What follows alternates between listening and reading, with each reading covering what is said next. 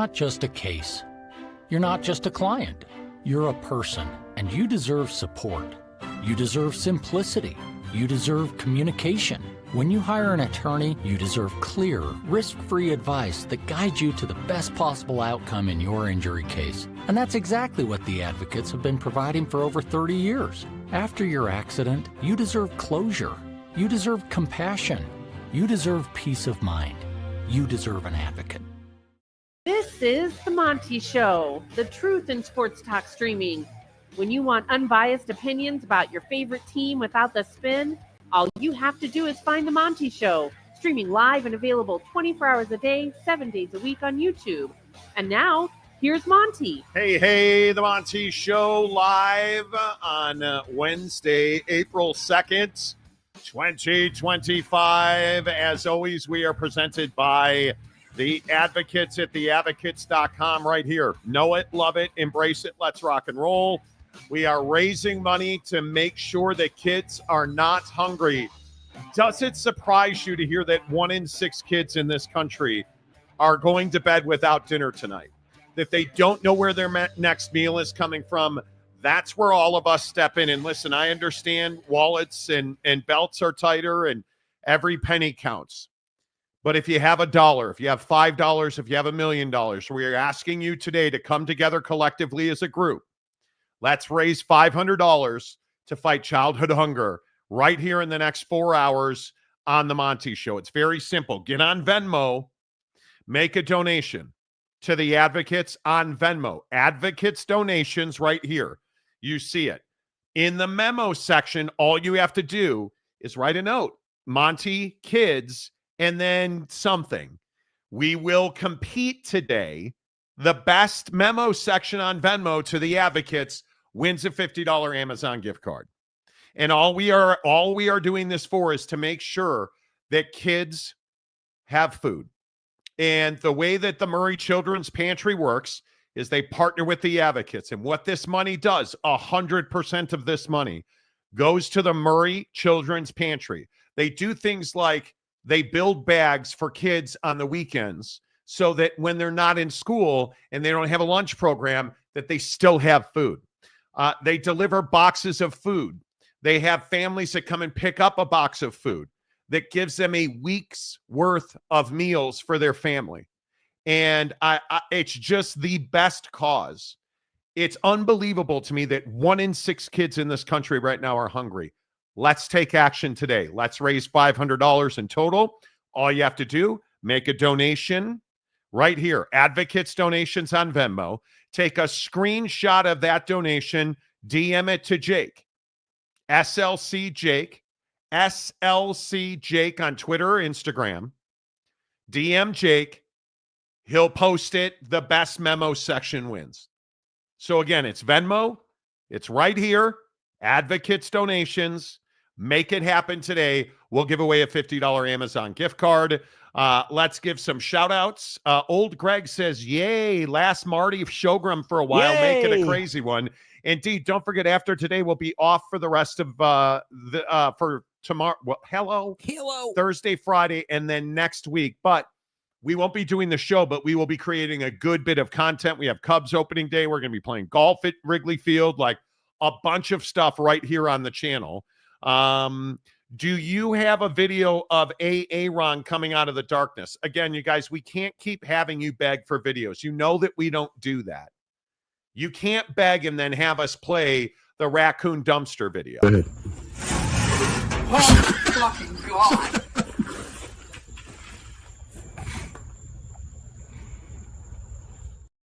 It's so good. Apparently, Where is Aaron right now? Apparently, you can. Chewy Gonzalez, another great MLB games. Yeah. Who's the guy on this show that said don't take Mookie Betts last night? That would be Jake. I took him. I won on Prize Picks. You know, Jay Brannon, what's up? TJ Beck, hello. Maury Alvarez. Jake, remember, any more than 2 shakes and it isn't decent. Well, and it's a crime in some zip codes. Well, Hey, 2 holes. You know, Mike Smith, not unless Pac ups the offer, and that there will be hard as they have no media deal. Indeed, it is. Let's talk about Memphis to the Pac-12. Well, you guys make your donations on Venmo to the Advocates. And I would point out the first one in usually has a pretty good advantage in that case. Let's talk about Memphis and the Pac-12. And this is a big story. We've talked about it a lot on the show.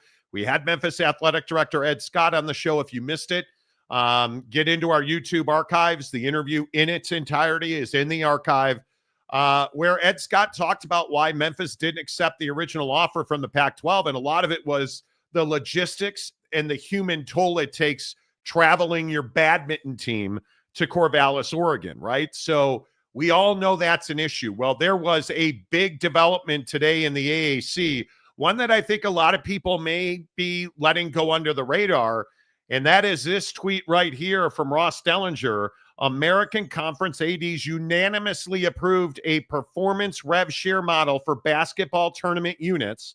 Schools get all units values earned in a particular year before the unit revenues are distributed to the league in subsequent years. So what that means is if you're playing high-level basketball and if you're playing high-level football, you no longer have to wait for the distribution that you've earned. You get that ahead of time while the others have to wait for the, remainder of those payouts, if you will. This is a big deal. This means that not only are you being rewarded for performance, but you are being rewarded for performance as you perform. So when you go to the NCAA tournament, I don't know, like say Memphis did this year, they're getting that money right away up front to pay bills that are due right now. And those tournament shares, I'd remind you, are spread out over 6 years. So this is a significant uptick. And Jake, this feels like a big deal for the AAC and for the Pac-12. Absolutely. And I think the money side of this conversation is crucial. I mean, you look at a school like Memphis, who clearly has aspirations of at some point getting into a power conference or taking a step up, or, whatever you want to describe that as. And you start to understand that if they can make more money, they're obviously going to be in a better place. And I do think that this ACC settlement several weeks ago now was kind of the impetus of this. Schools like Memphis that are in their position where they're performing at the top of their conference, they want to leverage that. They want to get paid, and I don't blame them for that. However, I do think that there are several different ways to go about it, and I think that's the fascinating part of the conversation. Like, we're all fixated on, performance-based revenue sharing, but I think within that, there is hey, are you going to sue your conference and cause a big fuss, or are you going to work with the member institutions in the conference to get done what you want to get done? And I think, Memphis and the schools in the AAC deserve a lot of credit for passing something that is great for some and not as great for others, and doing it without threatening to go to court and doing it without getting the governor involved. And I think that absolutely matters. So yeah, I mean, I think that this revenue sharing situation is great for the AAC. I also think that it is a model of what you can do inside of a conference when you want to negotiate how money is distributed or you want to change things. And I also think, again, as Dr. Scott told us, like, Memphis and others at their level are looking to perform at the highest level. And part of that is getting more money in at a faster, quicker, more efficiently. And so I love this for them. I think for the American, this is everything you need it to be. And I think, Tim Pernetti as a commissioner is doing a great job, and you couldn't really ask for much better out of them. Yeah, I think this is a big deal. I think it is exactly what the AAC needed. I was talking to an industry source today after the story came out, like, hey, what's the impact of this? And again, the same question. What is the real advantage for Memphis in going to the Pac-12? That now, I think, is the preeminent obstacle that the Pac-12 is going to have to overcome. What is it that the Pac-12 can offer that now Memphis isn't getting in the AAC? Because they're getting more money, and it does not appear, here we sit on April 2nd, it does not appear that the Pac-12 is going to get some deal that's exponentially greater in a financial capacity for Memphis. And even if it is just the travel part of this, again, I would tell you in Memphis's case, Memphis traveling its soccer team to Spokane or to Corvallis, I mean, that's a tough proposition. If you are Penny Hardaway, do you want to travel your team to Gonzaga for a weekend that includes, Washington State and Oregon State on a week-long trip? Gonzaga. I don't necessarily believe that's what's best for the student athlete. I don't believe in any way, shape, or form it's what's best for the bottom line or the bank account. It just doesn't math in my mind that the Pac-12 has exponentially more to offer in this overwhelming capacity, where it would be better for Memphis to leave the AAC and go to the Pac-12. Listen, I get it if you're Colorado State or if you're Fresno State, or is it really that different if you're Fresno State to go to Spokane versus going to Las Vegas to play UNLV? It's not a heck of a lot different. If you're flying from Memphis, if you're flying from Central Florida, if you're flying from New Orleans, let's say, and you're Tulane, that's a hell of a difference between, I don't know, going to Memphis. If you're Tulane, think about it this way. You're in New Orleans, and right now your trips are really centralized, regional-based travel. Do you want to change that for not a lot of extra money and now start going to these places that are significantly further away from you, that require your student athletes to be on the road for a much longer period of time, which stresses them out emotionally, which makes it much more difficult to excel academically? Yeah, I'm going to say that's a lot to consider at an institution like Memphis or Tulane. As Ed Scott said on the show, they take academics very seriously. Yeah, and I think the travel piece is it is the best example of why money matters. I mean, I just think that, yesterday on the show, we all were talking about Calford going back to the Pac-12 and, that whole situation. Like, there are a million different situations to look at, but the reality is the lower down the totem pole you go, the more cost and money absolutely matters. So to me, I just think that the performance-based revenue sharing, proposition is a good one. And I think it definitely pushes forward, like, hey, obviously if you win, you're going to get rewarded. But if you lose, you're going to be penalized. And I think that's the other side of this coin that I don't feel like is getting talked about a lot. If you don't win, if you don't go to the tournament, if you're not getting college football playoff shares, if you're not excelling in athletics, you're losing in a variety of different ways. Not only are you not getting the shares as fast as a school who is winning, but obviously we know, and we've seen a million different examples of, hey, if you're winning, you're going to have more success in NIL. You're going to have more success in the portal. You're going to have more sway and ability to go out and get that high school kid across the country that, you really need to kind of finish off your defense or your offense or whatever. Like losing in college athletics right now is more of a death knell than it's ever been. Like being mediocre, not being relevant, not taking it seriously is more of a death knell now than it's ever really been. And I think that this is just another notch in the belt, if you will, another block on the pile of, hey, we need to be winning, Joey Maguire. We need to be winning, Dabo Swinney. Yeah. Like, we need to go out. We need to win ball games. Yeah, I think it's a big deal, and I would point to a Twitter string today. Let me get this banner off the screen for you. This is my Twitter today, where I said Memphis must be thrilled, and I tagged Dr. Ed Scott, the athletic director at Memphis, not thinking he would see it or reply. And what do you know? He replied, and he said, yeah, we are thrilled. Via social media. Yeah, that's a big deal. Yeah. Man, when you look at the fact that Memphis is excited about the new revenue model in the AAC, and you look at who he's currently in business with, and we put this graphic up from the Pac-12 on a regular basis, right? Like, this is coming in July 2026. Okay. Basketball, certainly Gonzaga's a nice ad. San Diego State, good basketball program. Utah State, basketball program. But look at the American.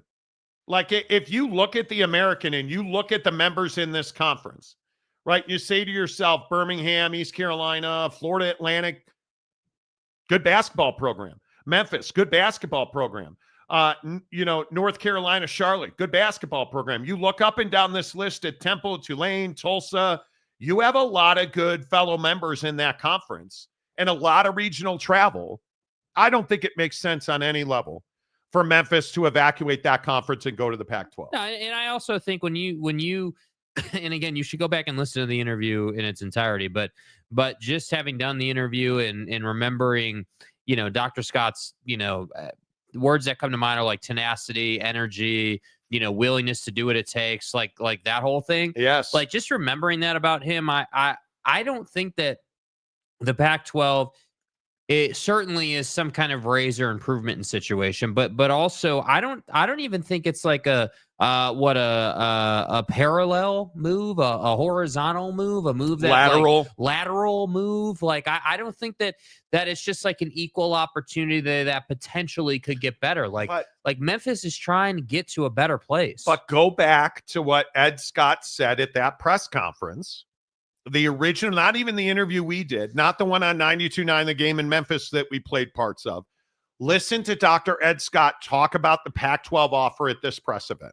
If y'all haven't seen the latest reports of what's going on between the Mountain West and the Pac-6, 7 right now, this is a fluid situation, right? So that's the other thing. When we talk about the decision that was made by the University of Memphis to not join the Pac, as I like to call them right now at this time, that was not a binary decision.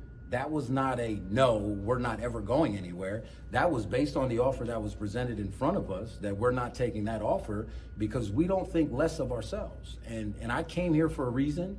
You heard me in the press conference. You've heard me in any interview I've done. I'm bullish on Memphis's future.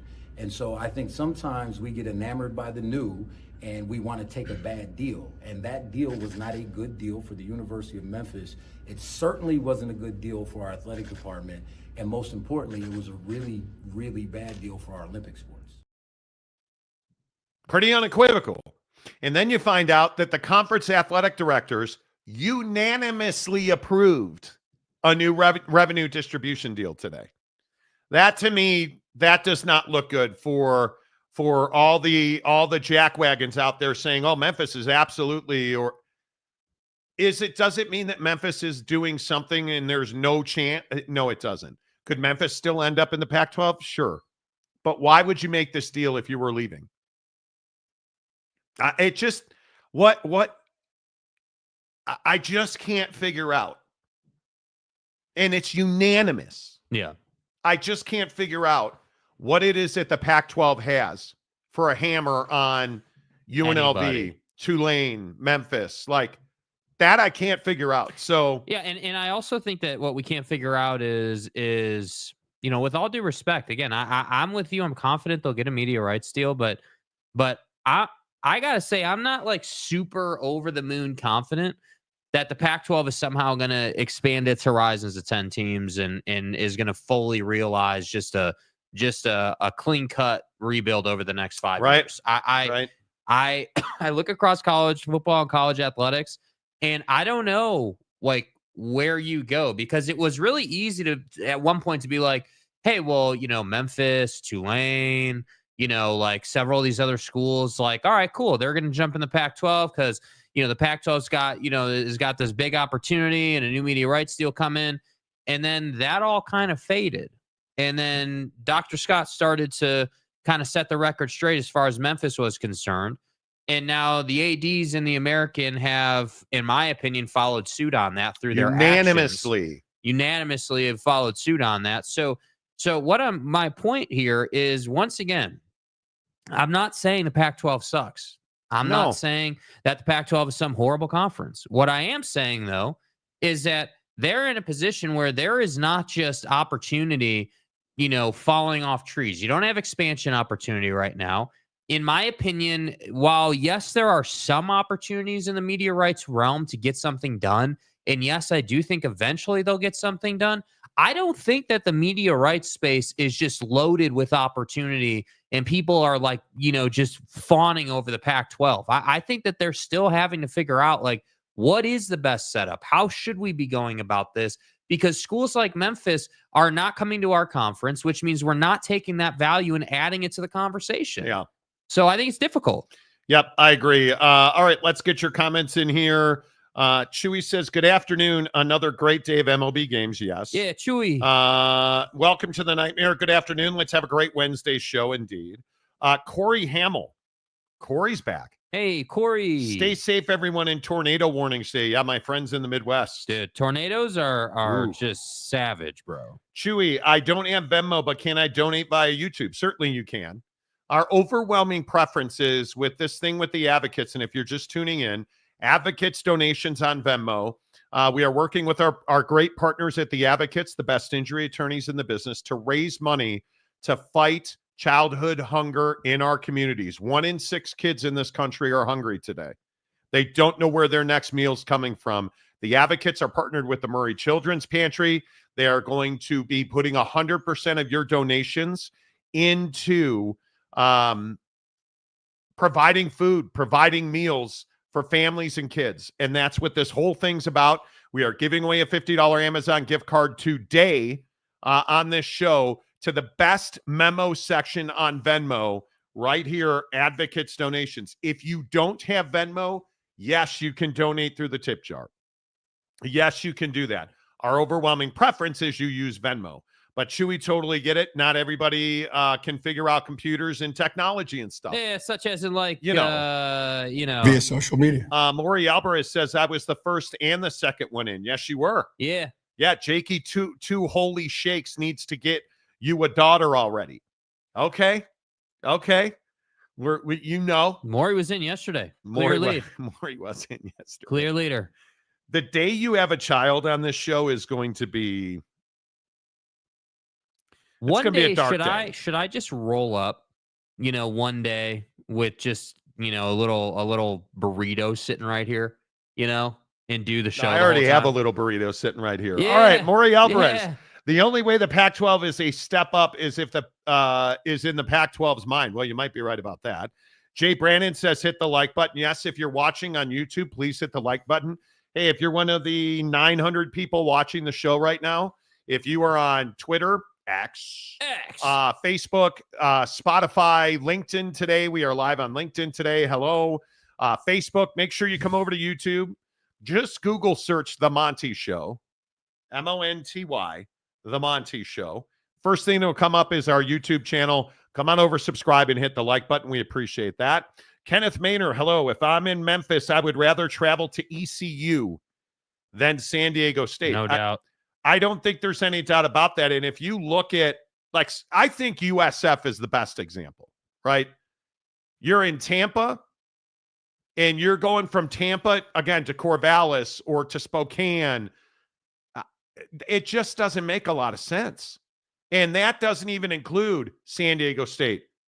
That doesn't even include Fresno. Like, you look at where Alabama, Birmingham, clearly in Birmingham, Alabama, Greenville, North Carolina, Boca Raton, Florida, for Florida Atlantic. Like, what sense does it make for USF to go to Spokane and Corvallis when they can go to Boca, North Carolina, Alabama, Charlotte, Denton, Texas, Houston? Even up to Pennsylvania is not a difficult trip from Tampa. It doesn't make a lot of sense. And then if you're Memphis, I think it makes even less sense. So I don't know what the answer to that question is. Jacob says 100%, not to mention how quick teams like Washington State and Oregon State will bounce once the opportunity comes up. Well, but what does that look like? I don't think it's a matter of bouncing with an opportunity. If you're the Pac-12, you're reforming, you're a G5. That's who you are. That's who you're going to be. There isn't I don't see a clear path where Oregon State and Washington State can bump up to be a power conference again. If you're the Big 12, are you inviting Washington State and Oregon State? I don't know. Honestly, there has not been conversations around that for over a year now. So I don't know what the answer of, are they going to bounce at their first opportunity? What would that opportunity be? That's what I'm not clear on. A Super League, and we're going to talk about that in a minute because today was a crazy day of comments, but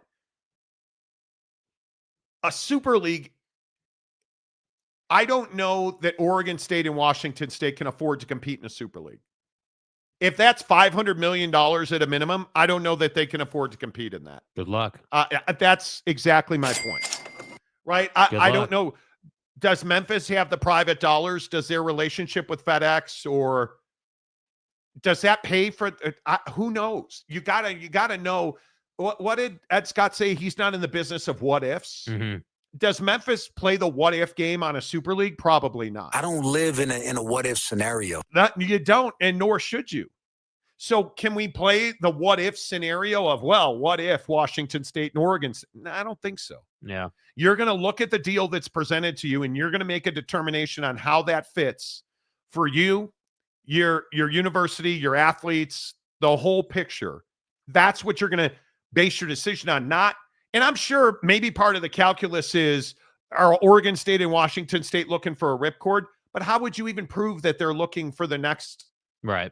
I just don't think it's very much of the thought process, in my mind anyway. Jam on my jelly roll. It has been far too long, sir. Far too long. Would Memphis be a good fit for the Big 12? I think Memphis is a good fit in any conference. I think the city of Memphis is a very interesting dynamic. You have a community that I think very much is attached to the university. But you look at Memphis by the numbers, and Memphis has an enrollment of 21,458 with a $340 million endowment. That's not power numbers. That's not power numbers. That is not the biggest in the AAC. It's not even close. Or excuse me, 21,458 is their enrollment. You look at Florida Atlantic, East Carolina. You look at Alabama, Birmingham, UAB, Carolina, Charlotte, certainly North Texas, South Florida, Temple, University of Texas, San Antonio even. They all have larger enrollments. Yeah. Memphis is not the biggest footprint in the conference. But it's not how big you are, it's how mighty you are, in my opinion. And I think what you have to evaluate is, what's the commitment to winning every single snap and dribble of the basketball? Because that's what makes every other sport possible, in my opinion. Stick and ball sports, soccer, you name it. Women's sports, men's sports, chess club. That's what makes it all possible. And I think if you heard Ed Scott on this show, or if you ever listened to him speak, I think he's committed to winning every single snap and dribble. I think that university is. They have great local partners on the ground. Yeah. That community backs them. They play at FedEx Forum. They have absolute support in that community. Do they have the what's the right way to put it? Are you liquid enough, and do you have the wherewithal long-term to go and join a P4 or a Super League? That's a huge question. Yeah, I don't know that football-wise they have the fortitude. I think that it makes a lot of sense for them at some point to step up into a P4 at some point. I don't know that we are pretty confident, actually, that wouldn't mean that they're required to be in a Super League, because that's two different things. Yeah. Not all athletics are obviously going to be in a Super League. That's a football conversation. So I would not be at all surprised to see Memphis and the Big 12 get together, or, something like that. Anything But East. if you're Memphis, aren't you trying to join like the ACC or? They fit very nicely into the ACC, just from a regional perspective. I think competition-wise, Memphis is very close to the top quarter of that league, right? I mean, if you put Penny in that Memphis program with its backing and community support and all of that into the ACC, that's one of the top teams in that conference. Yeah. And that has raised recruiting profile, the ability to attract a better cut of athlete, right? You're having different conversations if you're in the ACC, but would they be a fit in the Big 12? Yeah, I'm sure they would, right? I'm sure they would. If you're Memphis, I think you'd rather go to Houston and Lubbock and Fort Worth than you would to Corvallis, and the money's going to be better. There's no doubt about that, No right? question about it. Yeah, no question about it. I think Memphis is one of the most underrated programs in the country. And it's why we asked Ed Scott to come on the show. I know we've talked about this in the past. We're talking about Memphis today because that's the name that people keep bringing up as going to the Pac-12. And I'll just recount what Ed Scott said on the show. I know we don't have the bite in the system right now, but Ed Scott straight up said on the show, we have not had conversations with the Pac-12 since the original offer. I don't know how. Then you turn around all of a sudden and you start moving. I don't know how that happens. Yeah, it just doesn't make sense. And once again, I just don't think the Pac-12 has something that most universities are just fawning over right now. I would agree. I don't think that it's it's no disrespect, but I just don't think that right now the offering from the Pac-12 is good enough to get support or interest from teams that are not in the Mountain region. Like, with all due respect, I even think, for some schools, like I think if you're in Texas and you're looking at the Pac-12 situation, I think you have to definitely evaluate it and make sure you're good with it, because you're not making substantially more or anything, right? I mean, you still have to look at your budget and everything. So you do. So I think that it's just, look, I think that I'm growing tired of having to answer the question of, are Eastern time zone teams considering the Pac-12? They're not. There's no way you can. It does not make sense, man. Bro. What? We got to talk about this Chewy Gonzalez thing. Oh, God. So Chewy is unable to donate on Venmo. So he's chosen to donate through YouTube. First of all, it's $100. Thank you. Thank you. We're trying to raise $500 today. We've raised $100 now with Chewy and Maury, so we're at $120. Monty's Kids is a better name than Jim Harbaugh's Cheeseburgers for Children. Listen, he was just trying to feed hungry kids. The kids were hungry. Never mind freezing winter and stuff. So the truth of the Jim Harbaugh cheeseburger story is, the recruit remembered Jim Harbaugh coming up to their table because he ordered a cheeseburger for breakfast. All the other is a tasty burger. Jim Harbaugh having a cheeseburger for breakfast. Here's the shitty part if you're a Michigan fan. What was the most memorable part of this kid meeting Jim Harbaugh? That Jim Harbaugh ordered himself a cheeseburger for breakfast. Would you ever? What? Have a burger for breakfast? Would I ever? How many times have I? Yes, I would. But the point is, it turned into Jim Harbaugh, Michigan fan, was telling everybody, well, Jim Harbaugh was just buying hungry kids cheeseburgers during the pandemic, microchip shot thing. He went out of his way, Monty, to buy cheeseburgers for hungry kids. Monty, he went out of his way. He got him a double cheeseburger, shredded American cheese, poppy seed bun and bacon. But Jake, he stumbled into the diner, and it just happens one of the top recruits in the country and his dad were there. That's not Jim's fault. Yeah, it's not Jim's fault. How was he supposed to know? Oh, Chewy. I think this has the lead, frankly. The pregnancy bomb on you was pretty good. Dude, it's a Benji, dude. Come on. That's a good amount of money right there. That is. All right. Again, get on Venmo, make a donation. And you guys, seriously, Chewy, dude, you're a stud. $100 goes a long way to feeding hungry kids. It truly does.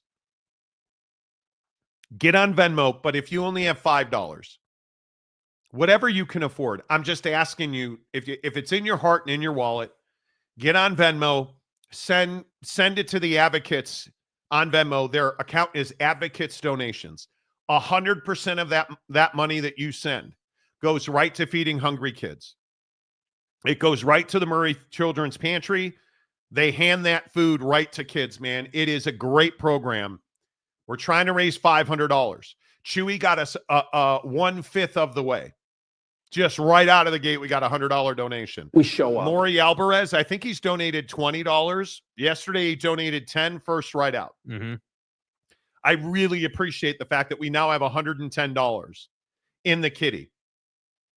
We need 390 more. Make it happen. Let's rock and roll. Advocates donations on Venmo.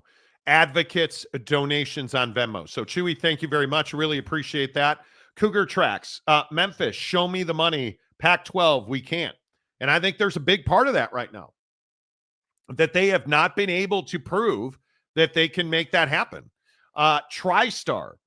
SEC will consist of Kentucky, Tennessee, Vandy, Ole Miss, and Florida State. But at what point? At what point will that be the SEC? And think this through, because SEC fan, we have heard this before. Multiple times we have heard this before. Oh, we're putting everybody in the SEC. Okay, think about what that looks like. Because Florida State already turned the SEC down once. Go back to what Bobby Bowden said. Why is Florida State in the ACC? It's an easier route to a national championship. Yep. Bobby Bowden, that's not even in dispute. Florida State chose the ACC. It's an easier route to a championship. The SEC hasn't forgotten that. And do you think Florida wants Florida State in the SEC? Probably not. No. I don't believe that the SEC is knocking down the door to get Florida State. Do you believe? I do not. BYU football says the Pac-12 has been waiting for a media deal since 2023. Well, before that, I mean, honestly, you go back to USC and UCLA bailing on that conference, you can go back that far too. I mean, it's been a long time. They never got a renewal. You understand that? They never got a renewal. Well, because they wanted $500 million. Well, yeah.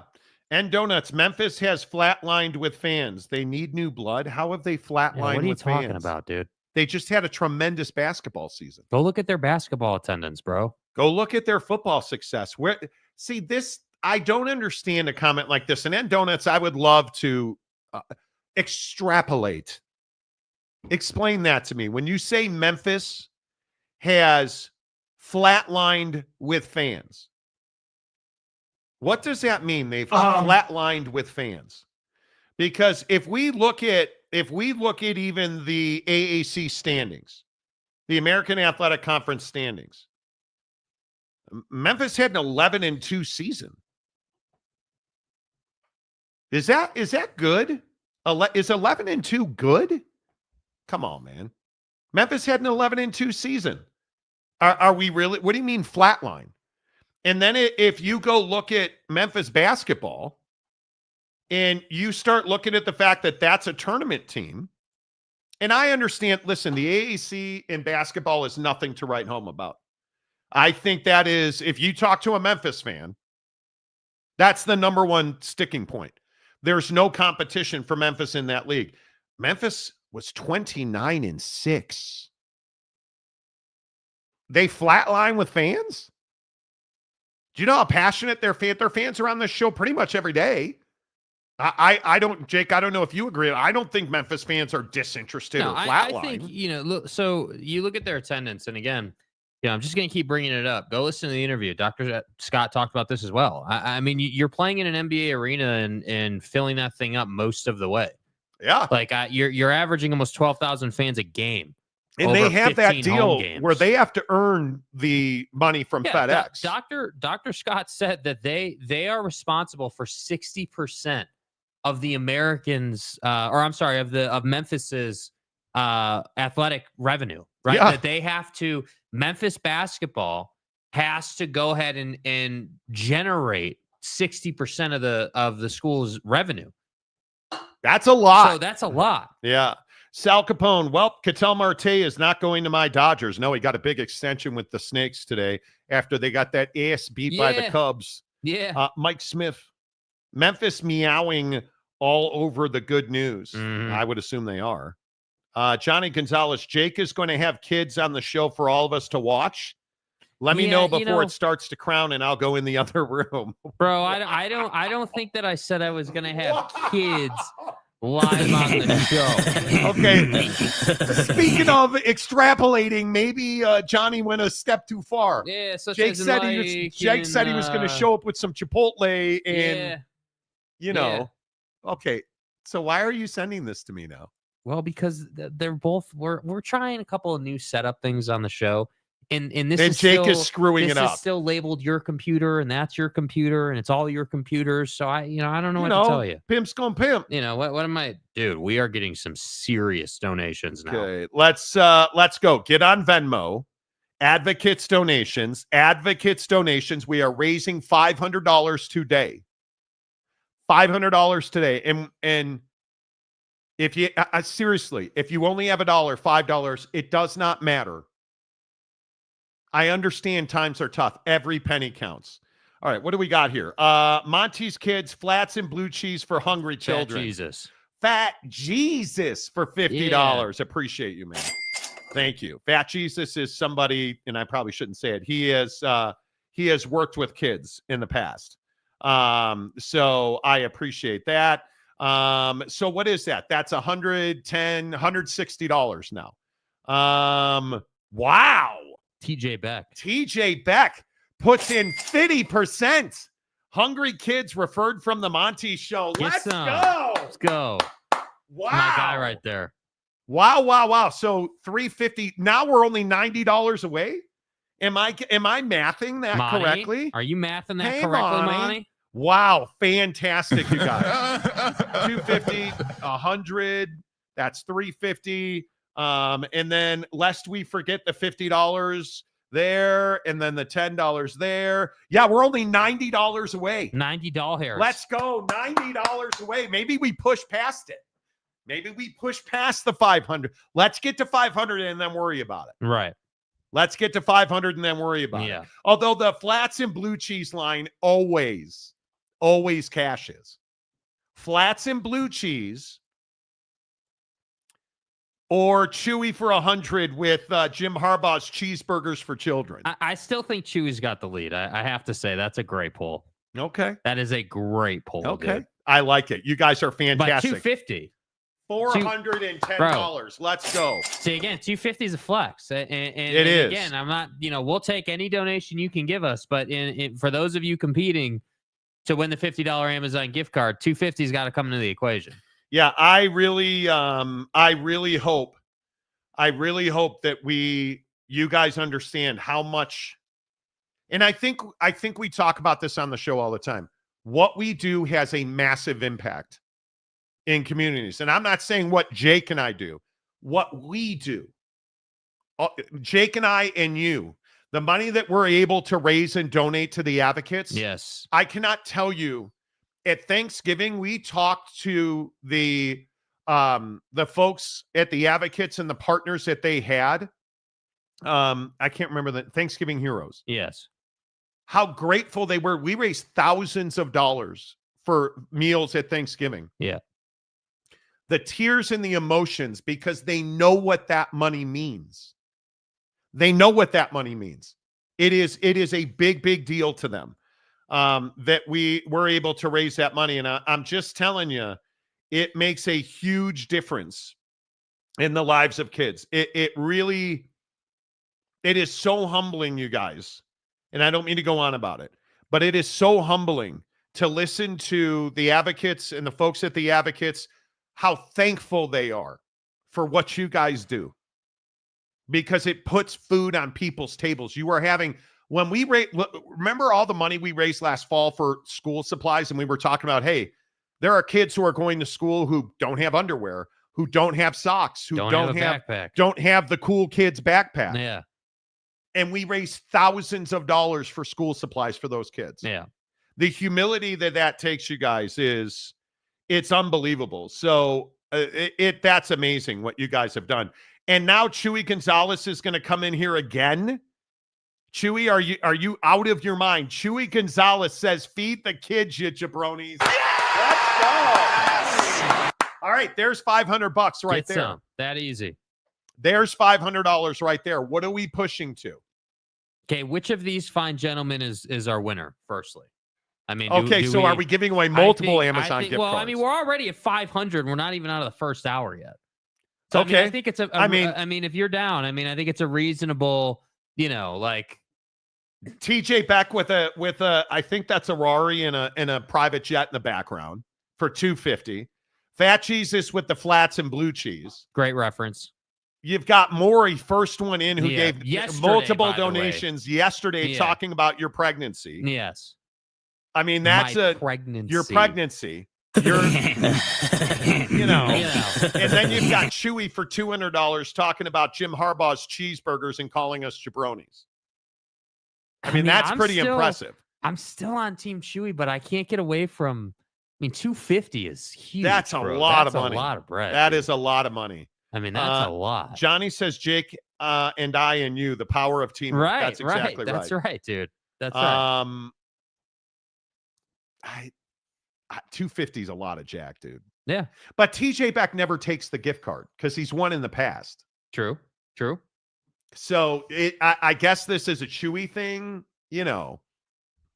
You guys vote. Who wins? TJ Beck says Chewy gets it. Give it to him. Is that where we're going? Give it to him. Give it to. All right, TJ Beck. Chewy Gonzalez, DM Jake, your email address. He will send you a $50 Amazon gift card out of his own pocket. You're taking diapers from his baby. Yeah, I mean, what kind of guy are you? But I mean, we'll work with it. I mean, fine. We'll hook it up. All right, there's 500 in the first 47 minutes of the show. So shall we do? We've got. Shall we do 500 more? Yes, we will. Should we do 500 more? Yes. Okay, let's see what we have here. Because this is amazing. And we'll get back to football. Don't worry. We'll get back to football. Let me see. Which one is this? That one right there. That one right there. Oh, we have a 1320 reference. Yes. Is this? No, it is not. This is a Maury Alvarez contribution. Monty is in big need of pepperoni, blue cheese, and flats. Bacavo. No, he's not. No, he's not. No, he's not. Maury, I'm giving it back to you. You have instantly disqualified yourself. Bacavo. No. God damn it. I had gotten away from that. That's a requirement. That stupid Bacavo drop. Bacavo. It legit hadn't been played in so long. Dude, it hadn't been played in so long. So bad. Like, so bad, the Bacavo drop. Dude. Let me see. What are we doing here? Let's see. Okay, not that one. Ooh. Look at this one. I think Bacavo right now, that's for a good poll, dude. The second 500, Maury's got to be in the lead. Roller food and white top monsters for Marty and Jakey 2 holes. Lopes fan Gabe. Lopes fan Gabe for 100. Nice job, Coming dude. in hot. Nice job, bro. Coming really in hot. Nice job right there. All right, guys, we're $113.20, and that Maury Alvarez included the 1320 as a bomb. That's really good. Okay, I have a question but about white this. top monster, yes. Is it uncouth to donate to this fund and in the memo section ask for the gift card because you need more books? Is that uncouth? Oh God, Oak State James is in, is what you're telling me. Is that against the rules, dude? Is that, how do we feel about donating in a nice number too? I mean, give the guy credit. This is a nice number. But really tell me, I donation. can't see it. So tell me, lie to me and tell me it's not Oak State James asking for. If that's TCU James. How about that? Oh, it's TCU James. Let me find it. This one right here, I believe. Oh, but he does have the screenshot of the show in there. Right. That always helps. Yeah. Technology is being a thing right now. I still can't believe you said Bacavo. I still cannot believe that. Let's see. For Monty Show kids, please give me the card so I can pay for my books for my doctorate of ministry degree. I mean, and again, you put your debit card number on there, which is fine. Here's the problem, dude. I don't think that anyone believes that you need money for these books, dude. I could be wrong. I think you're buying anime. Yeah, I think you're buying priest anime, dude. Bacavo. He's back. Holy crap, he's back, dude. That's a requirement. Okay, let me explain this because we have a lot of new listeners on the show. And you know what? I love the fact that this is how much people listen and don't comment sometimes. This dude hasn't been in the comment section for a minute. And we drop one Bacavo reference, and here he is showing up Just incredible. Incredible. Super Chicks used to be a sponsor on the show. Yeah. Yeah. And Lee Jensen went in there and like did a whole thing, a taste test, and then he sent us, I think, a video, and he's like, Bacavo. Come on. Well done, Lee. Bites into the sandwich and he's like, juicy. So good, you guys. Let's go, Lee. Good to see you, my guy. That was epic. Good to see you. So out of the second wave, because we got Chewy, you need to DM me. You've won the first gift Chewy card. Gonzalez won the first gift card. Out of the second wave so far, I really like. Maury, I like your second contribution. The 1320 was a good reference. Huge. You know, that's a really good contribution right there. So we've got TJ back on the first one. Yeah, that's on the first one. So Maury for 1320. Mm-hmm.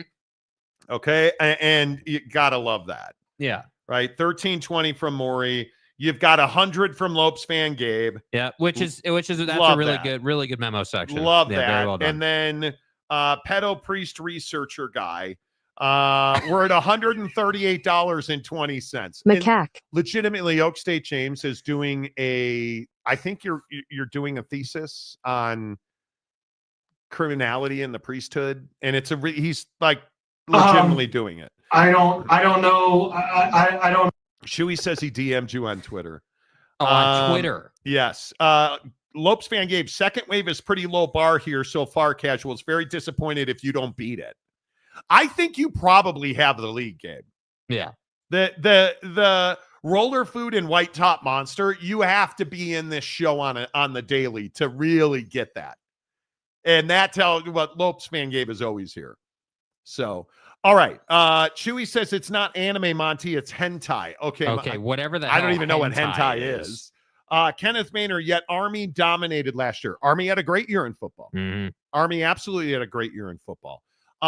Let's reset it here on the Monty Show, talking about the news today that the AAC has unanimously approved through its athletic directors performance rev share model for basketball tournament units, which means if you go to the NCAA tournament, schools will get all unit values earned in a particular year before the unit revenues are distributed to the league in subsequent years. Those units are distributed over 6 years, each unit. So if you're Memphis, you just went to the tournament, that means you get paid up front. Right. And it's huge. It means you don't have to delay. And I tweeted today, well, yeah, I'm going to assume Memphis must be thrilled. And I tagged the Memphis athletic director, Dr. Ed Scott, who replied, we are. And I would imagine you are. And I understand why you are. Yeah. And if you're the Pac-12 today, you're not thrilled, because I do think this precludes, and I shouldn't say precludes. I think this is one of those things where you feel like this is a big tipping point for Memphis to stay in the AAC. I'm not talking for anybody. I haven't spoken to anybody. This just feels like a tipping point. Very much feels like a tipping point. Yeah. And Donuts, I simply point out Memphis football declining numbers and I get excoriated. Nobody excoriated you. Who excoriated you? I think that, and I'd have to go back. We have a lot of comments, so I'm not. I saw that you talked about the crime in Memphis. What does the crime in Memphis have to do with their conference affiliation? And I would point out their violent crime is down in 2024 and early 2025. But I don't know what crime in Memphis has to do with their football, basketball, and conference affiliation. And for any of you who don't know what excoriate means, since we're using fancy terminology now, that would mean to criticize severely. Yeah. We're not excoriating you. I think when you look, I think Memphis's biggest issue, if we're being honest, is probably that they need to compete in bigger games. I mean, that to me would be the obvious, but the other issue is when you're playing in Simmons Bank Liberty Stadium and you're drawing 24,000 fans at a home game, that's less than ideal. Yeah. That is less than ideal. So it's one of those things where you really would like to see their attendance numbers be larger than that. If you're going to bring them into a power conference, certainly that number has to go up, right? But nobody's excoriating you. You guys, we talk passionately on this show. That doesn't make you wrong. That doesn't make you excoriated. We just are passionate speakers. That's all. TJ Beck. Victor said Bacavo is the way. Bro. Bacavo. All-timer. Victor's Shouting. the way. What's up? The stadium guy, James. Someone earlier mentioned that Memphis, ECU, UCF, and Tulane would probably go ACC once teams leave the ACC in 2030. I think if you're surmising, I would tell you you're way ahead of it. You're guessing because let's get into this Kirby Smart thing. Yeah. Let's get into this Mike Gundy thing. I think it's really interesting what they said today. Listen to Mike Gundy, the head coach at Oak State. Listen to Mike Gundy talking about how much power the NCAA has. I think we should. I mentioned it the other day. I just thought of the deal with OU. I think it's a good deal. I would like to do it. I'd like to practice against them. I'll be honest with you. I'm not going to waste my time on who's going to determine what the rules are anymore, because essentially there's not really enough of them to follow.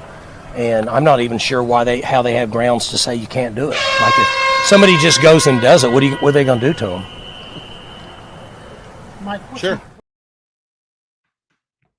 That's interesting. What are you going to do? I dare you. What are you going to do? I think he's not wrong, but I think that screams, hey, we need a new system. Mm-hmm. And then listen to what Kirby Smart said. Everybody's got to take a big pause right now and say deep breath, because of what's going on with basketball right now is crazy. And we don't know everything that's going to come out with April 7th, which might be April 7th. We might be the settlement date where we get a lot more information. But, everybody's on pins and needles because we don't know exactly what's going to come out of this. What I do know is that we're going to continue to recruit people who love football, who are passionate about football, and that don't put money as the number one answer. Like, I've never met a really good player that's all they cared about. So, like, the 105 number, the NIL number, what's the cap number, what is this going to be? There's stuff going on right now, guys, in college football. I mean, there's people reaching out to have a Zoom call and present all the players they represent that are on teams, including our teams. And they want to invite people to the Zoom so they can watch and see who's going in the portal or shopping who's in the portal before the portal. Do you want to get on the Zoom and look at all these players? I'm like, well, what if some of them are mine? I mean, it could be one of the most legendary, moments in all of college sports with what's coming up on this ruling and how people are going to try to manipulate a cap when all we're trying to do is make for competitive balance. I mean, they're saying the same thing. Yeah. And I think when you look at Kirby Smart's talking about April 7th, that's when the House settlement's going to come down. Should allegedly be finalized. And so you have to ask yourself, okay, if you've got Mike Gundy and Kirby Smart, two of the bigger names, I think, in college football, talking about skirting regulations, all this is telling you is we need a super league. And why is that? We had exclusive reporting on this show now that everybody's run with, but don't forget where you heard it first, that the Big Ten and the SEC are talking about forming a separate new entity for their college football, where they will have a new governing body to oversee football. Because when you have this House settlement come down, and I think this is a very important point, when you have this House settlement come down, it's not the end of corruption. It's not the end of bagmen. It's just the beginning. The House settlement puts new barriers in place. People are going to always figure out how to get around those barriers. What they're talking about with basketball and what Kirby Smart's mentioned there, look at the money that BYU is dumping into AJ DeBanza. Again, is he the only one? No. Why is that? Because it's the Wild Wild West. You need to take football, separate it out into a new entity that has its own rules and its own regulations. And then you need to figure out how you are going to regulate the financial business of playing college basketball, because it is spiraling out of control. And you are not including everybody. There was this big belief, as I told you on this show, there was this big belief that, oh, this will save the game. No, it did not save the game. Because what happens when opportunity knocks? The rich get richer, almost inevitably. And you can look at the United States of America. What was the pandemic? Oh, tragedy. Well, it was an opportunity. In the business, the coronavirus. In the business of the United States, who won? The haves. Who lost? The have-nots. Anytime billions of dollars are at stake, the haves will have theirs, and the have-nots will not. And this is no different. If you do not break football off into a new entity that has its own financial parameters, I don't know, much like the NFL, and I'll just continue to say this, man. If you do not do what we have talked about on this show for years, if you do not do what Kyle Whittingham talked about at Big 12 Media Day, you are only asking and you are only courting disaster. So much change already, and there's more on the horizon, I can tell you that. We're not done. I think it's ultimately going to get to 2 super conferences and their own playoff system and probably break away from the NCAA and have a commissioner and all. An NFL minor league model, I think, is where we're heading in that regard. He said that a year and 2 months after we first said we're going to go to a minor league model, an NFL feeder model. That's not true. They would never do that. That can't happen. Kyle Whittingham on 365 Sports. I'm telling you now, when you want to come in here in the comment section and you want to get excoriated, I just wanted to say that word again. When you come into the comment section and you're like, oh, bro, Florida State's going to the WAC, I would slow your roll on guessing and, throwing stuff against the dartboard. Well, Monty, the Pac-12's getting $600 million. You just book it down, rubber stamp it. You can only understand, and I can only say this so many times, we have not seen the beginning of change in college athletics. The next wave of change is going to be seismic, because it will, I think this, and maybe the most accurate way to say this is, the next wave of change will make all this realignment stuff look like nonsense. Mm-hmm. Because I think the next wave of change in college football eliminates the conferences for football.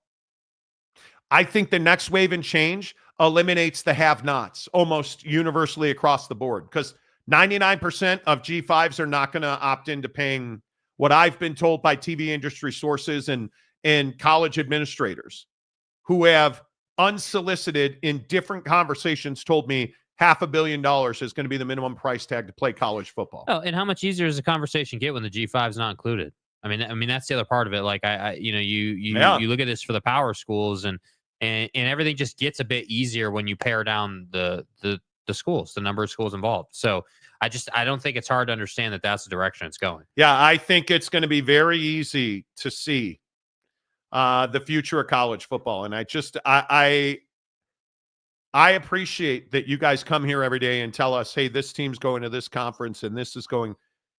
You might be right. But here's the question I would ask you. Do you ultimately see a place where the ACC, the Big 12, the Big 10, and the SEC exist 10 years from now, 7 years from now, hell, even 5 years from now? Do you believe that's the case? Let's talk about it after this from the Advocates. Hi, Sarah. Your dad told me about your accident. Can you tell me how it happened? Still kind of going through it, but I was stopped at a light, and then this car I heard it come up behind me, and bam, and it's kind of like in slow motion. That's how it goes with the Advocates. The Advocates understand when you've been in an accident, they need to serve you where and how you need to be served at that moment. Because when you've been in an accident, it's one of the worst moments of your life. As somebody who's been in a major car accident, it is terrifying, and you can't figure up from down. You need somebody who can handle the claims process. You need somebody that'll give you clear, risk-free advice when you've been hit by a semi-truck, when you got hurt at work, when you slipped and fell and hurt yourself in a grocery store on a broken sidewalk, when your neighbor's dog attacks you or your family. You need clear, risk-free advice. You get that at theadvocates.com, where you can chat with an injury attorney live online 24/7, 365, and it won't cost you a dime. The stadium guy, James, the model of the Super League I saw had 80 teams, 8 divisions, and of 10 teams each. The top 2 from each division make the playoffs. Yeah, I don't necessarily believe that's the case, because if the top 2 from each division make the playoffs, you're shrinking the game. You're not growing the game. Number one. And I think, again, I'll go back to what Urban Meyer said, and I don't know if we still have the bite or not, but Urban Meyer, talking, or no, who was it was talking about? Greg Sankey was talking about 70 teams in a model. Yeah, I mean, I think, Greg Sankey's been very, very, bullish about, like, hey, they're trying to be, that people are trying to get on board with the SEC, and, they're trying to be us. But, I think that, Greg can be, people regard him as a villain, but the reality of the situation is someone's got to lead this thing forward. And, frankly, Sankey has, in a sense, voluntarily stepped into that role, and I think he's doing a pretty good job. Yeah, I don't disagree with that. Here's Greg Sankey on the Triple Option podcast. I don't want to dumb down the Southeastern Conference to be part of some Super League notion with 70 teams that some people speculate would happen. They want to be us, and that's on them to figure it out, not on me to bring myself back to earth. I think that's exactly right. And I know you guys don't like Greg Sankey, or at least most of the people on this show don't like Greg Sankey. And listen, I understand that. But at some point, you got to get on board with the fact that what the guy says goes. 100%. And I know that, again, I know you don't love it, but you listen to him, and then you listen to Urban Meyer. What did Urban Meyer say last week? So this is the 4-4-2-2-1-1. 4 teams from the SEC, 4 teams from the Big Ten, 2 from the Big 12, 2 from the ACC, and then 1 independent, 1 from the lower conferences. There's a lot of reasons why I love it. Number 1 is this now eliminates the selection committee. They are no longer a selection committee. It's not selection, it's access. Number 1, and it's a firm number 1, there's no longer a selection committee. It is an access. That means you win your conference or in your top 4 teams, you're not selection anymore. The only thing, the committee, it's not selection anymore. It should be a seeding committee. And that's it. Number 2, 6 teams in the Big Ten, in the SEC, are still swinging at the end of the season. And that means that if you see the numbers, 40 to 50 teams on last week of the season, championship week, are still in the hunt, as opposed to 15 to 18. And then number 3 is you don't get penalized for non-conference. Because you are going to see, you've seen Penn State's got a horrific non-conference schedule. I don't blame them. If I'm the head coach at Ohio State in the current model, I'm not playing Texas. It's no. I'm just telling you, he's describing everything that everybody's talking about. He's just saying it out loud. The SEC and the Big Ten are going to take their chunk of the playoff, and at the first opportunity they get, they are going to create a new entity to manage their own college football. You're either going to get on board. And what did he say? It's access. We're taking the humans out of it. You win enough games, you're in the college football playoffs. You didn't win enough games, you're out. Yep. And that's exactly what it needs. And why does it need to be that way? And I want you to think through this. Why does it need to be as simple as you won enough games, you're in, you lost too many, you're out? Because you got to be able to project your finances.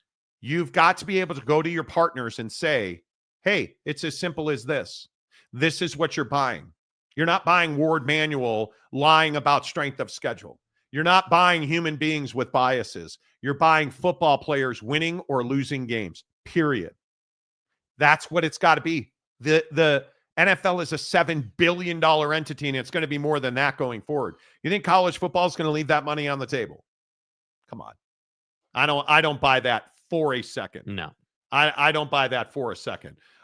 Big Blue Horses, who's been a member of the show for 17 months.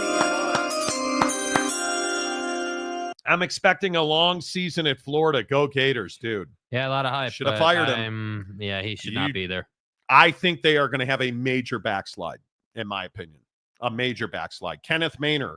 I think there will be consolidation in the G5 among the well-financed schools, and the rest will drop down to FCS or get broke away from the college football playoff level. I think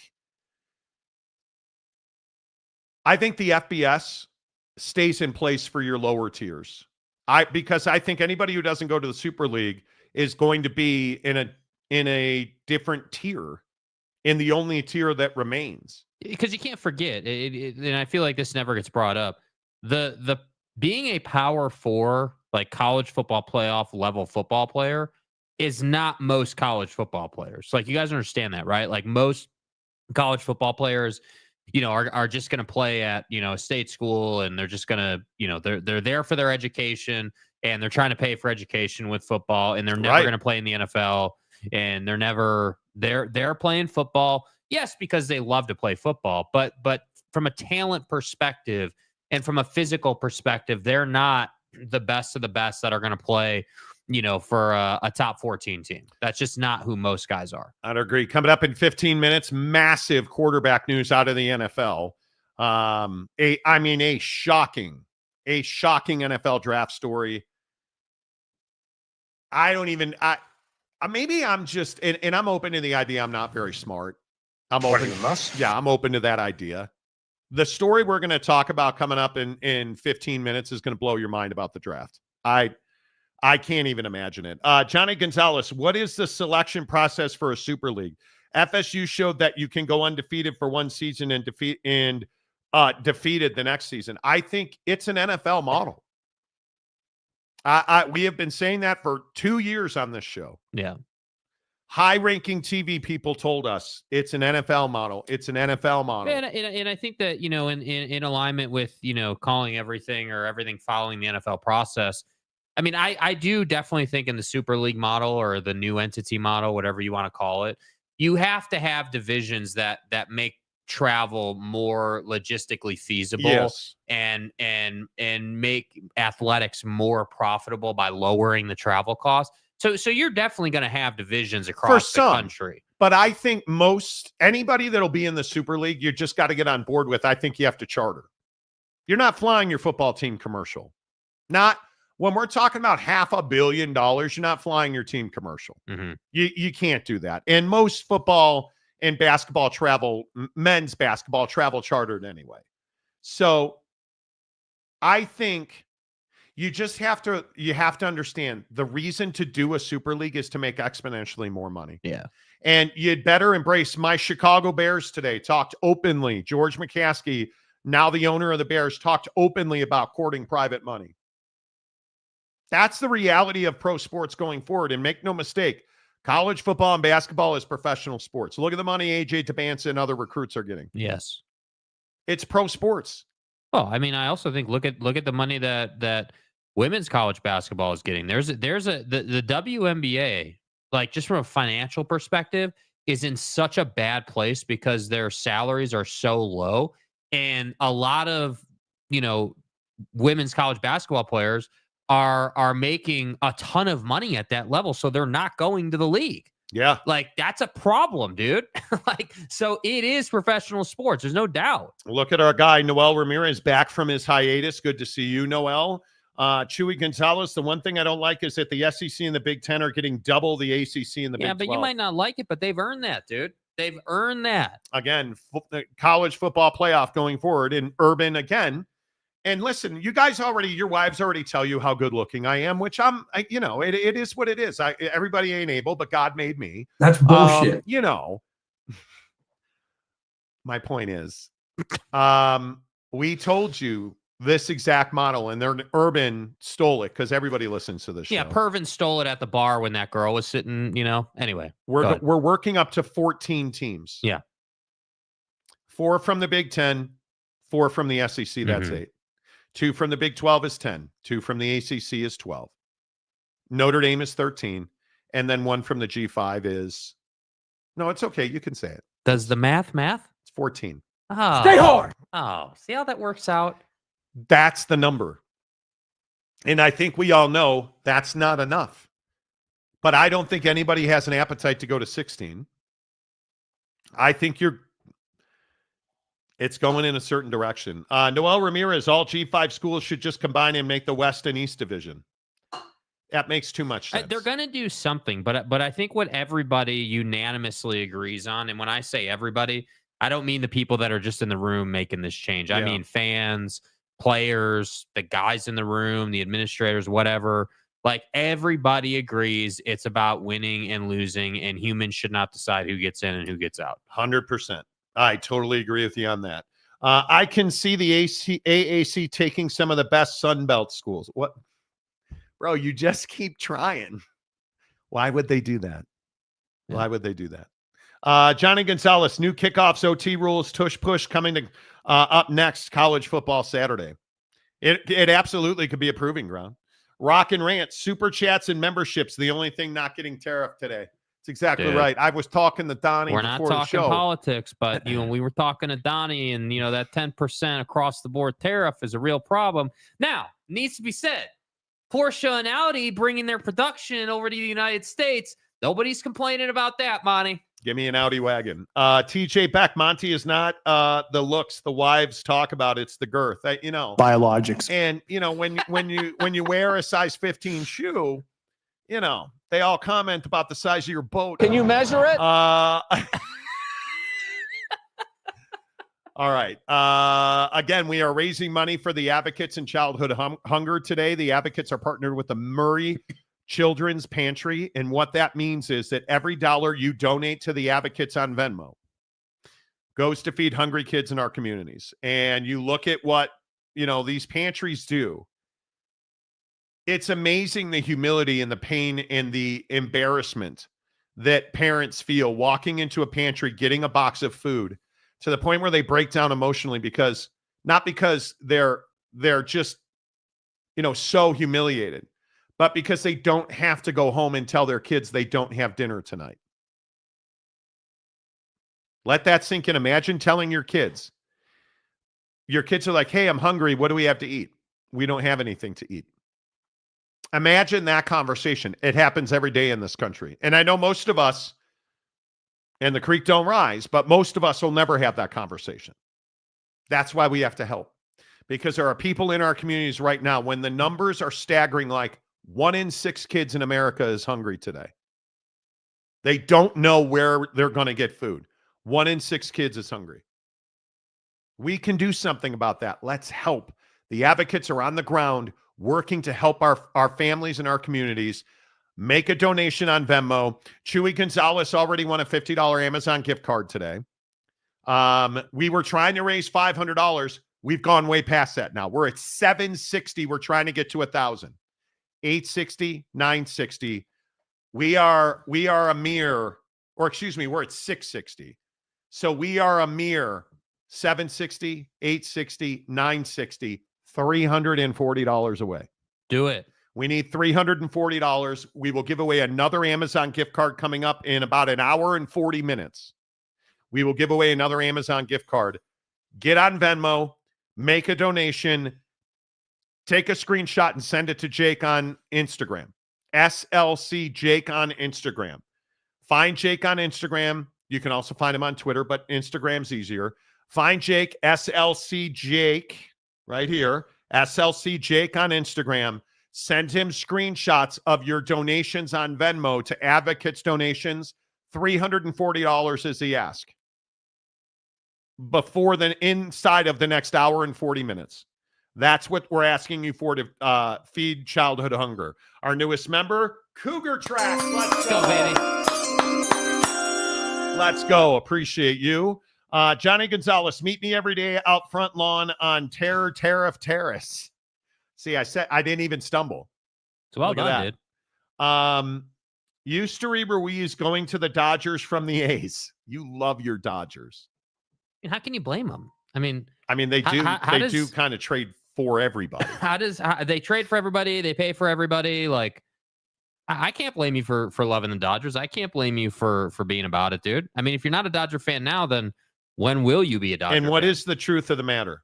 The truth of the matter is, I wish the Cubs were as aggressive as the Dodgers. Yeah. I do. All right. $25 donation. Fat Jesus. Fat Jesus, 25 more. I love it. Monty Kids looking for transformational food deals, not transactions. Okay, you have to. Pac-12 reference. Got to pay it off, dude. Come on, Monty. Got to pay it off at the clip, dude. This is a poll from Teresa Gould's interview. This is well done.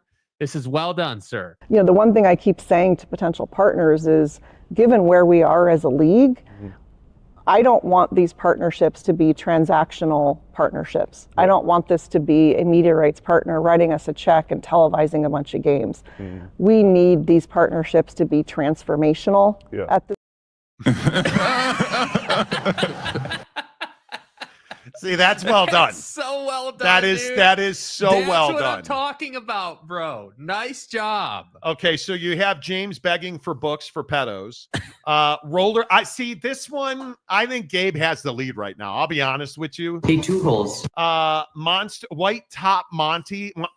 Hello. White Top Monsters for Monty. That's a phenomenal reference. That's a great poll, dude. I think Lopes fan Gabe, but that's a close second. I think it's Gabe and Fat Jesus in the lead for that's round a close two. second. Those are So, very close. If we are 306, 340 away. If we're 340 away, right?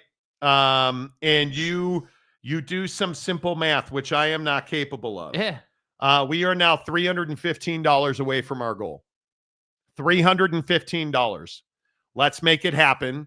Hook it up. You can always make that donation on Venmo right here. Send it directly to the Advocates in the memo box. Just mention Monty. If you want to say Monty Kids, that'd be great. And then hit your memo. Yeah. The best wins win.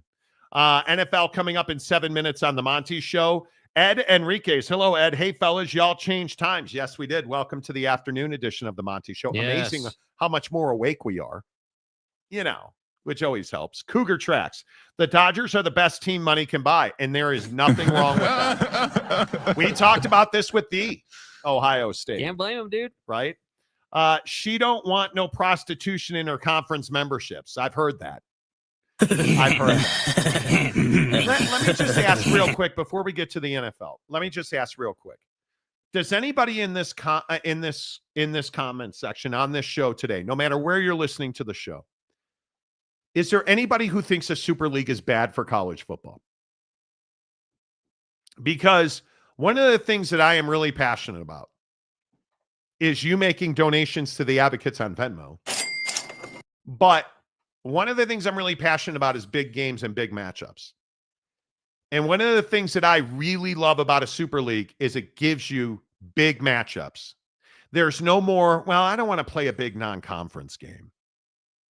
There's no more, because right now we're not getting Ohio State and Georgia. We're not getting Ohio State and Texas, Michigan, and those days are coming to an end. Only in the CFP. Yeah, because there's no reason, there's no incentive to play a difficult out-of-conference schedule right now, right? So for me, and in my opinion, I love the Super League for a lot of reasons. Take the humans out of it. Ward Manuel is a disgrace. 100%. Should never have been involved in the process. Now I don't have to worry about that. We have a Super League. You either won enough games or you didn't. Give me the exact NFL playoff model, wild cards and all. Yeah. Play the college football championship game on Saturday. Play the Super Bowl on Sunday. I don't even care. Yeah. Play it. Eliminate the Pro Bowl. Have one weekend be college football championship weekend. The next weekend be Super Bowl weekend. I don't even care. I want big games, and I want play on the field to determine who's in and who's out. And I just think it takes away this whole conversation about scheduling as well, because this is the other piece of it. If you think about it, let's say that, we get a Super League, whatever they wind up calling it, and you've got this pot of teams that have bought into the Super League. Call it $500 million, right? Yeah. And all these teams have bought in, and we know it's X amount of teams. Call it 76 teams. I believe that's the number Greg Sankey used in that bite we always play. Like, think about it. If you have a set number of teams, what does that allow you to do? Well, of course, and obviously, it allows you to punch 70 teams into a computer formula, make the whole schedule, and then do what the NFL does, which is NFL schedule release day. We know all the schedules for the Super League. We would then, I have to think, and again, just speculating here, but I have to think if there's a Super League and we get schedule release day for the Super League in college football, you for sure are going to get alignment with the G5 and their schedule release, and those two are going to work together to push all of college football forward. That's right. Like, there could be a ton of synergy with this. And it doesn't, in my opinion, need to be a thing where it's all negative. And because I still feel like there are a lot of people in this place where they're like, oh, the Super League's a terrible thing and it's super negative and F Greg Sankey and the SEC and the Big Ten are just trying to take over. But the reality is you can't run from the fact that the SEC and the Big Ten are the ones paying the biggest price because they're the ones that should be making the most money far and away. And they're not able to do that yet because they're not able to create a schedule that allows them to play as many big games as possible. Yep. That's the problem right now. Yep. Ship on Twitter says, I just found your show. I'm a huge Texas Tech fan. As you like to say, throw them tortillas, boys. Dude. Yes, I want a Super League because everything's bigger in Texas. Well, the opportunity to beat Sark and the Horns, nothing like it. See, but I love that. And I've talked about this with Texas Tech fans in the past, right? I've told you, my opinion is that one of the things that is so unique about Texas Tech is their fans aren't running from Sark and the Longhorns. Mm-hmm. Their fans want Sark and the Longhorns. Yeah, they're running Joey just can't deliver that win up to now. Maybe this year that changes. I doubt it. But I think Texas Tech would love to have a rivalry with Texas. Would love. How many of us want those big rivalries back? How many of us want? And for me, I want Notre Dame and Michigan as often as possible. I need those games. I need Notre Dame and Miami.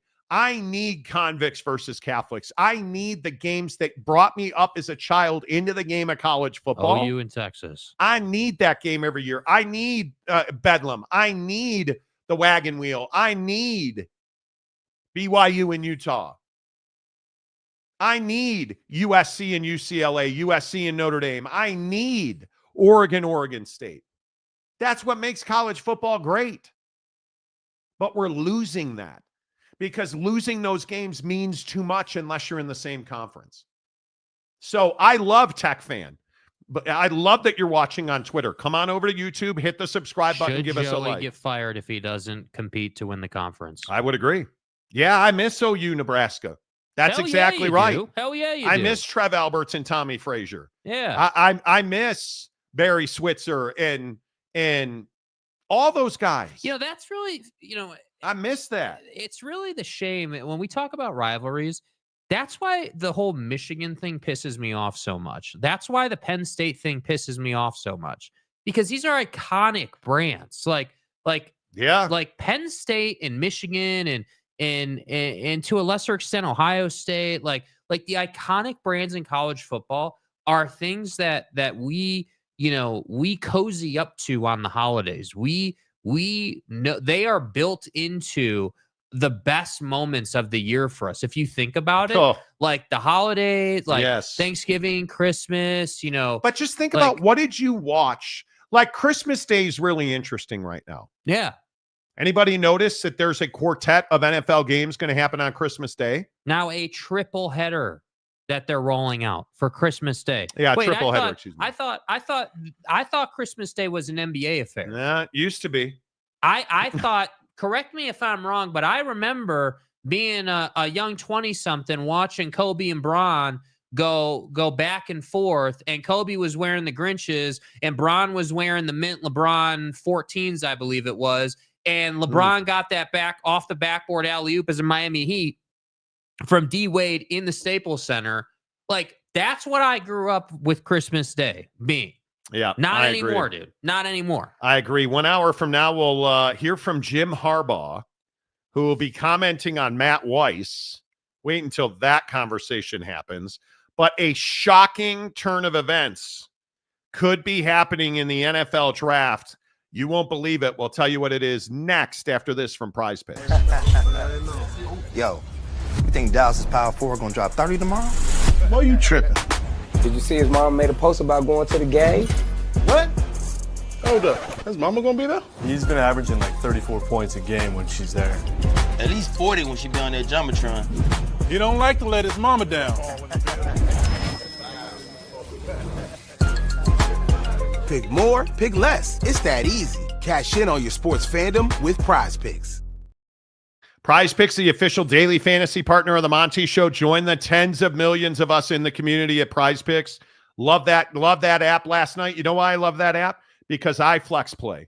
That's why I love that app. When you look at Prize Picks, and you quickly figure out that, yeah, Jamison Tyone got the win today, 10-2 over the Athletics. Yeah, I won on Jamison Tyone today. I'm a psycho taking Jamison Tyone. I had 5.5 strikeouts. My guy got me 7 strikeouts. I would also like to point out Seiya Suzuki, 1.5 total bases today. Jack Dizzle! Yeah. He goes yard, auto win.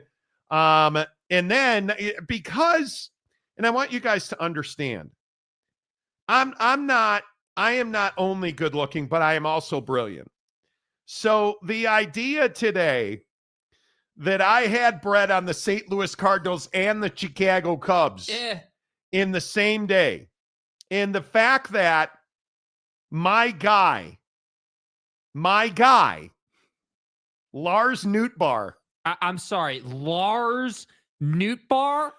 Who the hell is Lars Nootbaar, Yeah, dude? he's hitting 421 with 2 bombs on the season, so I took him for 2.5 hits, runs, and RBIs. My guy came through with 2 hits and a run.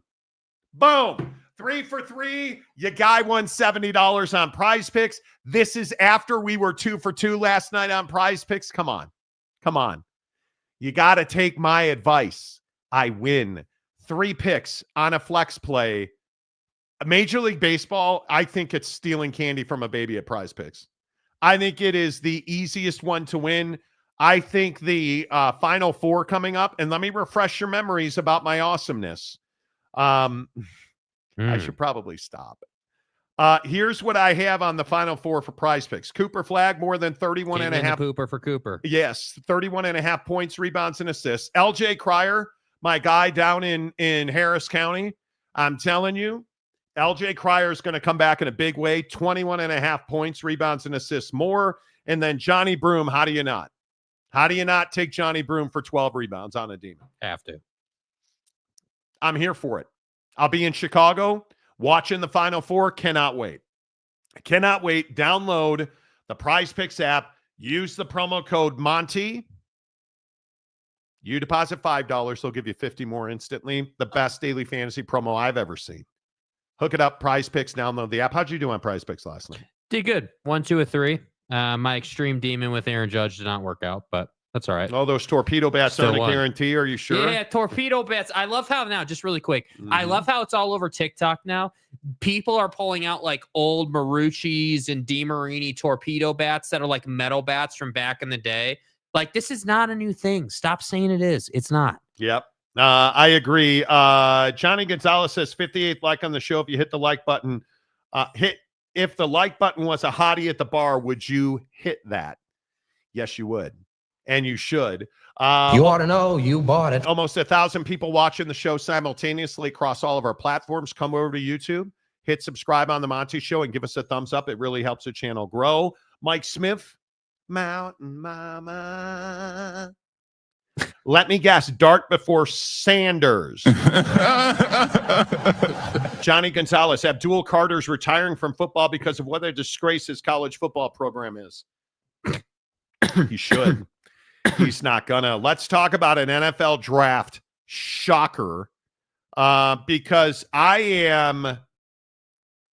maybe I just believe in Shedeur Sanders too much. You guys tell me, how good is Shedeur Sanders? Was he just lucky because he was playing daddy ball? Yeah. Is that why he was one of the most accurate passers in college football last year? Daddy ball. Daddy ball.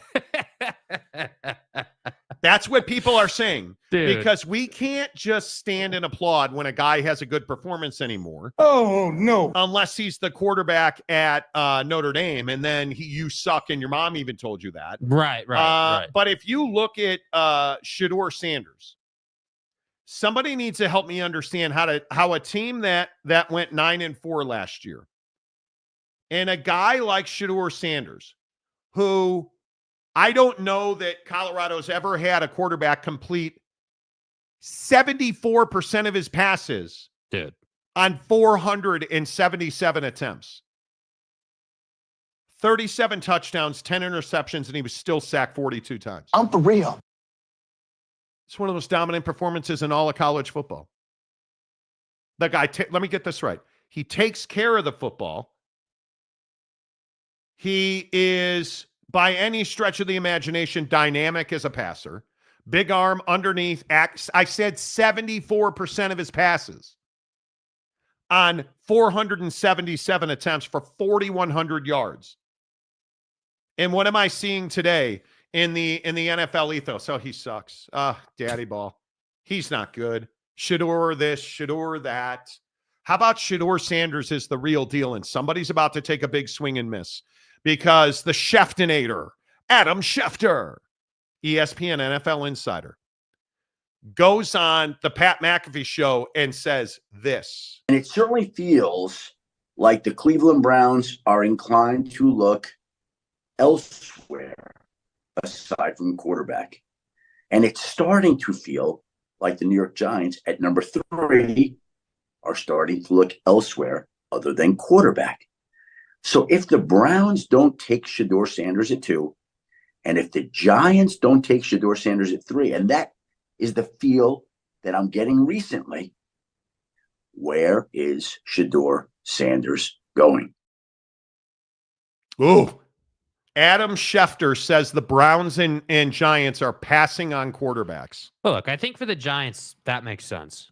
You know, you've signed Russ. You've spent good bread on quarterbacks. Yeah, like I get it for the Giants. I don't get it for the Browns. I think that there's this narrative out here where, you know, you've got the Browns. You know, one narrative out there is that they allegedly told Myles Garrett that he's got to become a real leader on the team. And, you know, they look forward to him stepping up now that he's being paid. And so, in my opinion, they're still pushing Myles Garrett's buttons right now. And then on the other narrative is this whole not drafting a quarterback situation, which for the life of me, I don't understand. You need a quarterback. You know, in Cleveland doesn't have a quarterback. Yeah, you don't have a quarterback. You admitted you made a huge mistake, and ultimately, you are in a position where you haven't had a franchise quarterback in how long? Honestly, how long? Since before I was born? Legitimately, like you need a franchise quarterback, bro. I mean, who's their backup right now? Kenny Pickett. And if you look up and down the draft board right now, number 1, Tennessee. You're taking Cam Ward. You're taking Cam Ward. The Cleveland Browns don't have a quarterback. They should take Shedeur Sanders. The New York Giants have a couple of backups in Russ and Drew Lock, Jameis. And Jameis. The Patriots are talking about trading for a veteran quarterback because they want to win now and they don't see Drake May as a win now guy. The Jaguars probably locked into Trevor. Yeah. The Raiders don't have a quarterback. The Jets don't have a quarterback. Is Justin Fields really a guy that you're like, yeah, we're set at quarterback? No. Are any of these teams, and I'm talking about the New Orleans Saints at 9, don't have a quarterback. Well, and I think, remember, the Raiders, it's, you know, Pete Carroll and Geno. So there's a lot of speculation about his extension and what that's So are look you like. set? Are you set for the next 5 years at quarterback with Geno? Well, I don't know. You're not set for the next 5 years, but again, we know that bad organizations are bad for a reason. Oh. So it wouldn't surprise me, frankly, if they didn't go quarterback. But at the same time, your point, if you are the Raiders, there's a lot of logic in taking Shedeur if he's there. How do you not? I mean, hell, there's a lot of logic in trading up to get Shedeur. Yeah. They're not going to do that, I don't think. I don't understand. All of these teams, I, to this day, do not understand, and this includes Carolina and Bryce, and I don't understand how you look at your quarterback room and say Shedeur Sanders isn't an upgrade. Help me. What is it about Shedeur Sanders that you hadn't seen? His dad is Deion Sanders. That's it. You hate Deion Sanders because you ain't Deion Sanders. Mm-hmm. I think that's truly all it is.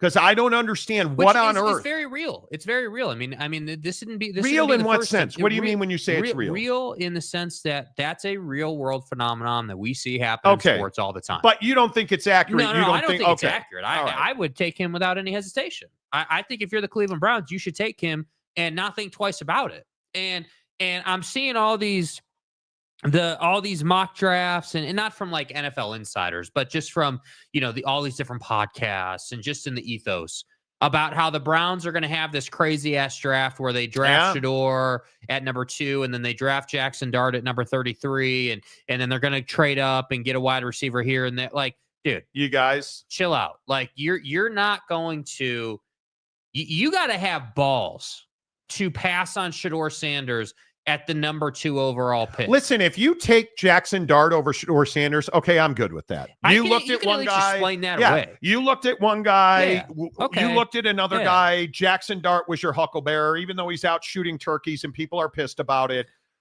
Did you guys see that story? Yeah. Jackson Dart is out hunting turkeys.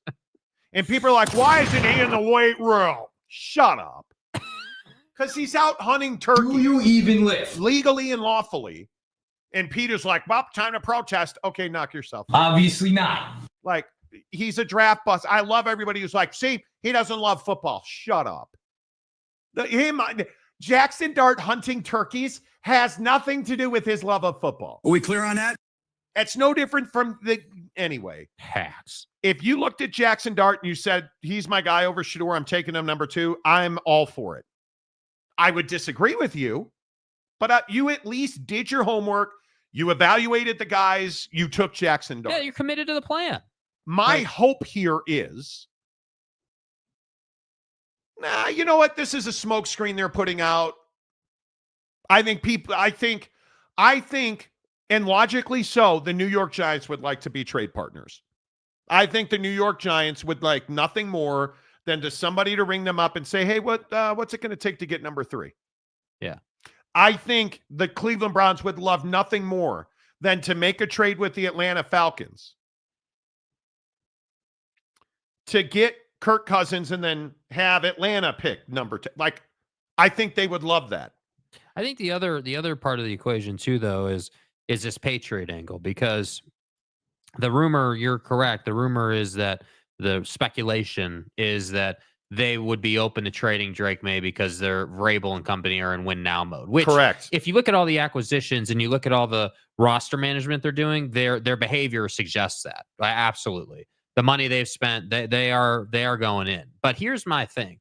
Once again, and I'm going to keep dying on this hill, and I want you guys not to forget about it. I'm telling you, Joe Milton III is going to be a guy in this draft. Somebody is going to call the Patriots and say, hey, we want to do a deal with you. We want Joe Milton. What's it going to take? And I would not be surprised if you had a 3-team situation work out between the Patriots and 2 other teams so somebody could move up in the draft. Because what the Patriots don't need is another young quarterback. What the Patriots do need is a veteran guy. What the Browns need is a lifer. Yeah. The Browns need an icon. And I think, you know what? I think this nonsense right here, I can't get my hands straight. I think this nonsense right here. Cut him. I'm done. You don't owe Deshaun any money. What are we doing, Deshaun? This is Deshaun Watson pissing people off on Insta Now let me get right out in front of this thing. Oh, well, Monty, there were 8 different photos, and he's lifting weights in a walking boot, and he's taking it seriously, and he wants to be an NFL quarterback. Okay, cool. I'm fine with that. You know what the problem is? Even with all that being the case, you shouldn't have posted this picture. You damn well know what you were doing. I think this is so overblown. This is Deshaun Watson on what people are calling a massage table. Yeah, probably shouldn't use overblown and Deshaun in the same sentence anymore. Macaque. What am I supposed to say to that? What do you mean? Well, look, bro. Anyway, The You just have washcloth to start stroking guys. The washcloth king of America here. This is not a massage table, you sickos. This is a training table. It's a training table. There's a big difference here, Training Monty. table, trainer. There's not a washcloth in sight in the picture. The only thing getting rubbed is his torn Achilles. Let's settle down. Yeah, I'm not talking about that. Everybody, oh, can you believe that's a massage table? Shut up. The cock. Why do we so aggressive? Oh, man. How can I? Look, there's a picture of Mother Teresa. How can I turn this into a hand job? Like, why are we like that? Not everything is about anime and pornography. I need a dick.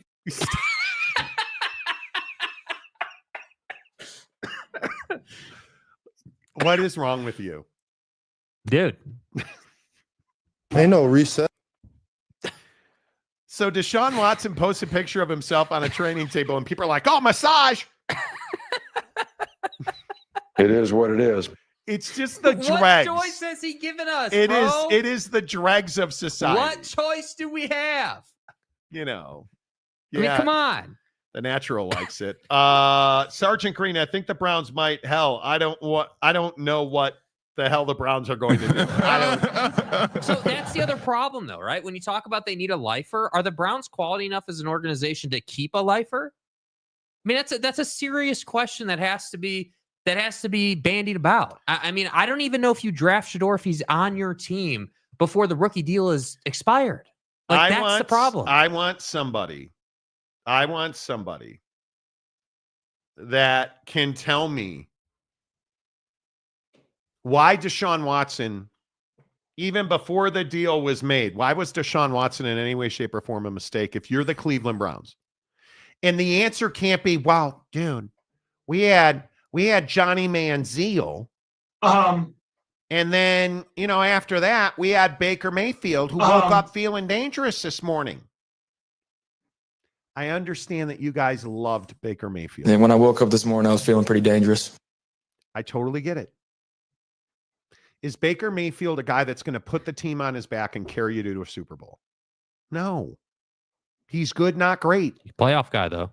He's good, not great. I'm not looking for a playoff guy. I'm looking for a Super Bowl guy. I understood the move with Deshaun Watson. Would I have traded for him? No, because I think that his off-field actions are deplorable. No, but I will with your wife. Right? Like, I think his off-field actions were terrible. Yeah. But I understand it from a football move. Mm-hmm. Right? Now you have this situation where Deshaun's out of the picture. And again, if you don't know, the Browns have paid him the balance of his contract. They can cut him at any time.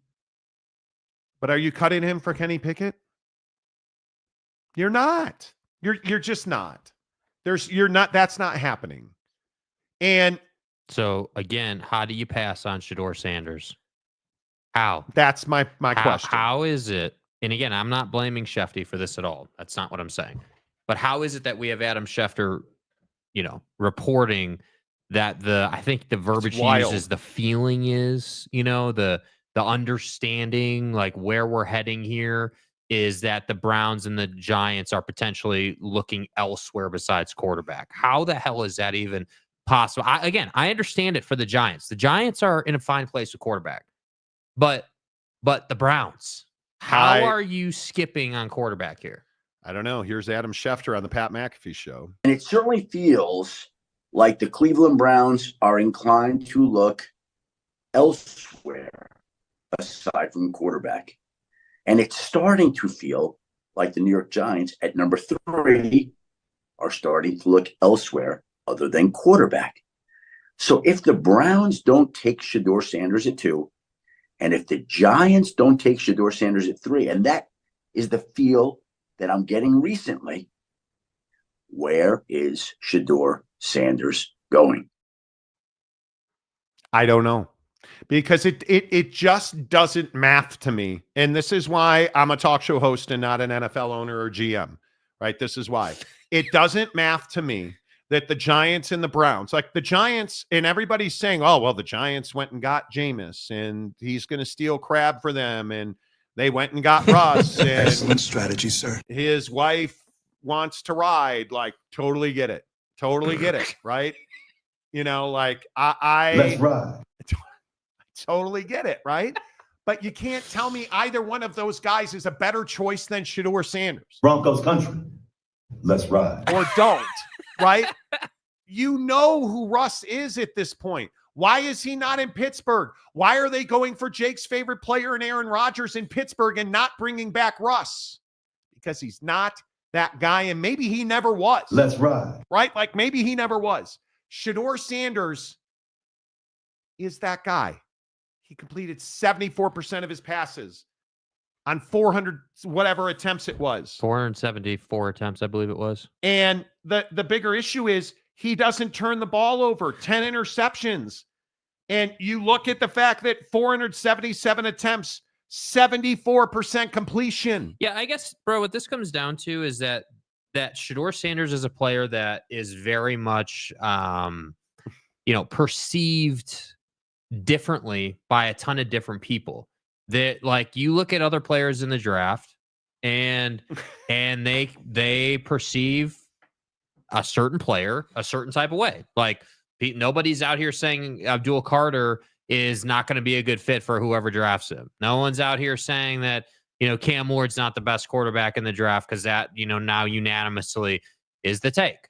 So my whole deal here is that I would take Shedeur. Twice on Sunday, I would take Shedeur at number 2 if I'm the Cleveland Browns.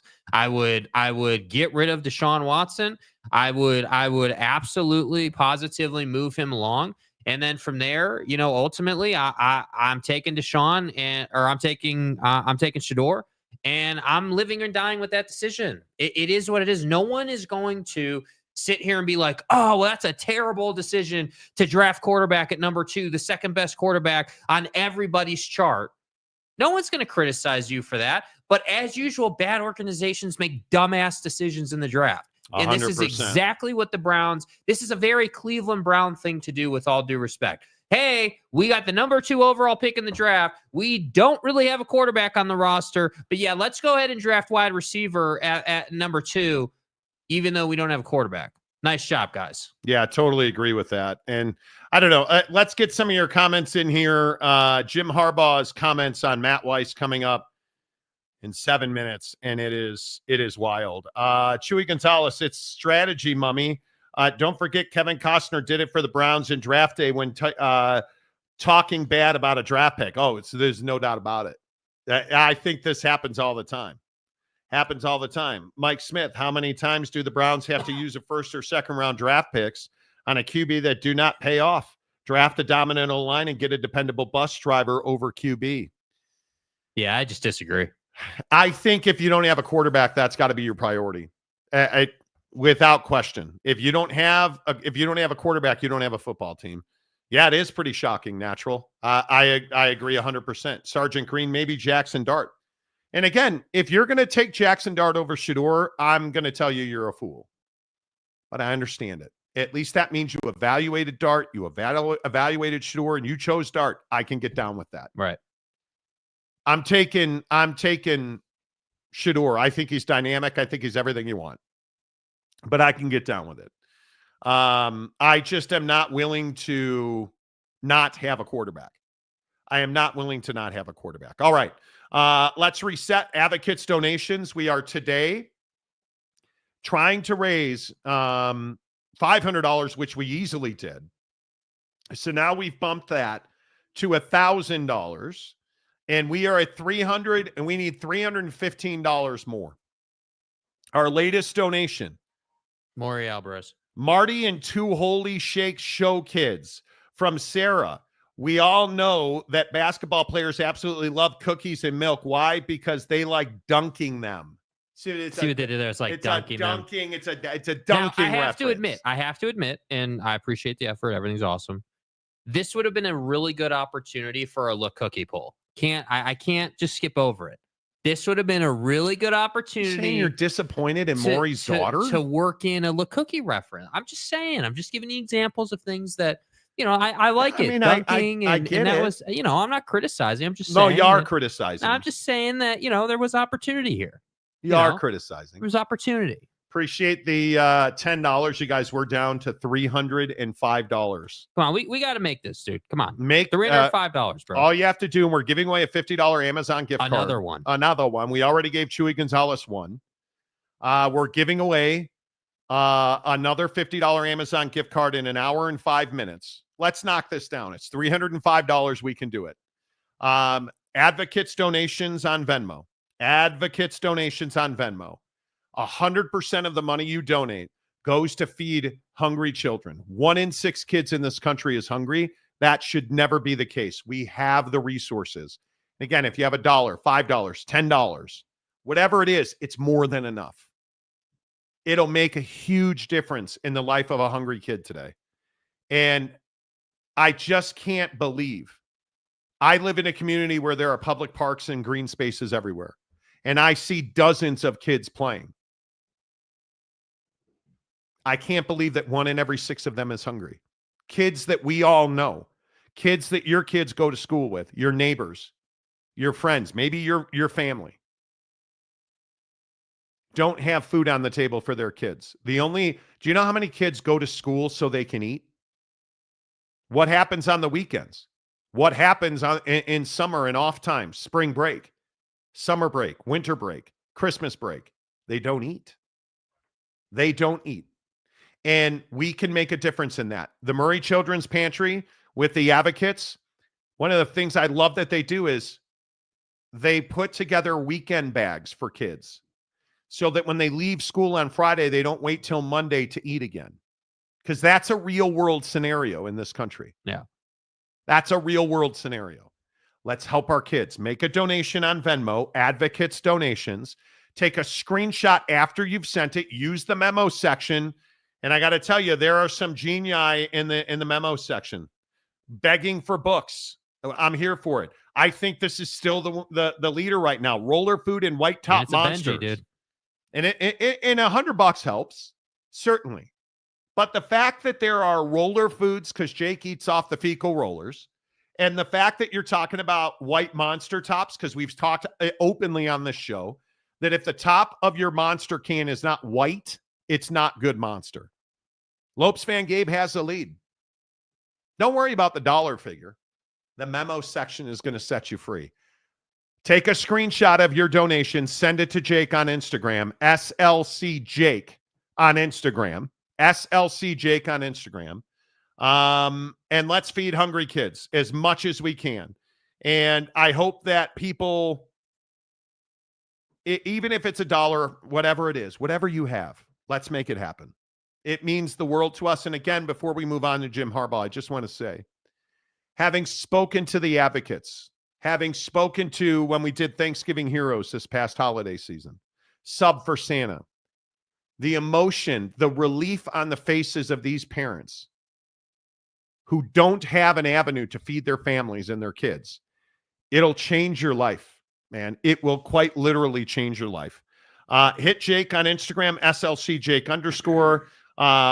After you make your donation on Venmo, and let's get it done. Ooh. Let's see. Pete Thamel. Sac State plans to file an application with the NCAA this week to transition from FCS to FBS. They plan to do so as an independent. The school has already filed a waiver to transition as an independent in football, which requires NCAA approval. So boy. Hold on. Here we go. I thought that Sacramento State to the Pac-12 was a gimme.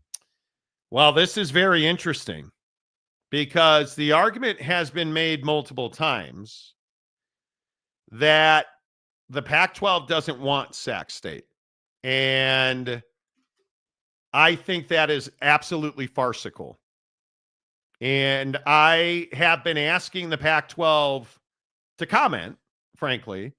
And the Pac-12 has been hesitant to give us a comment on certain things. They have not appeared on this show. And you look at this tweet from Pete Thamel. It's a big deal now. Sacramento State has put an enormous amount of resources financially into becoming an FBS athletic department. And you look at their friends in Davis just down the freeway, who are just, I guess, would be up the freeway, who are now in the Mountain West. This is a very interesting move because I'm telling you, Sacramento is a great sports market. Pete Thamel also continues in his thread below this tweet that you're seeing on the screen to say that the school is planning to play football in the Big Sky for 2025, which is expected to be its last season there. If everything is approved, they'd be ineligible for the football postseason for 2025 and 2026. They'd then be football postseason eligible for the 27 season. And by transitioning as an independent, Sacramento State is positioning itself for an FBS conference. So this is very much a 4-year process or so.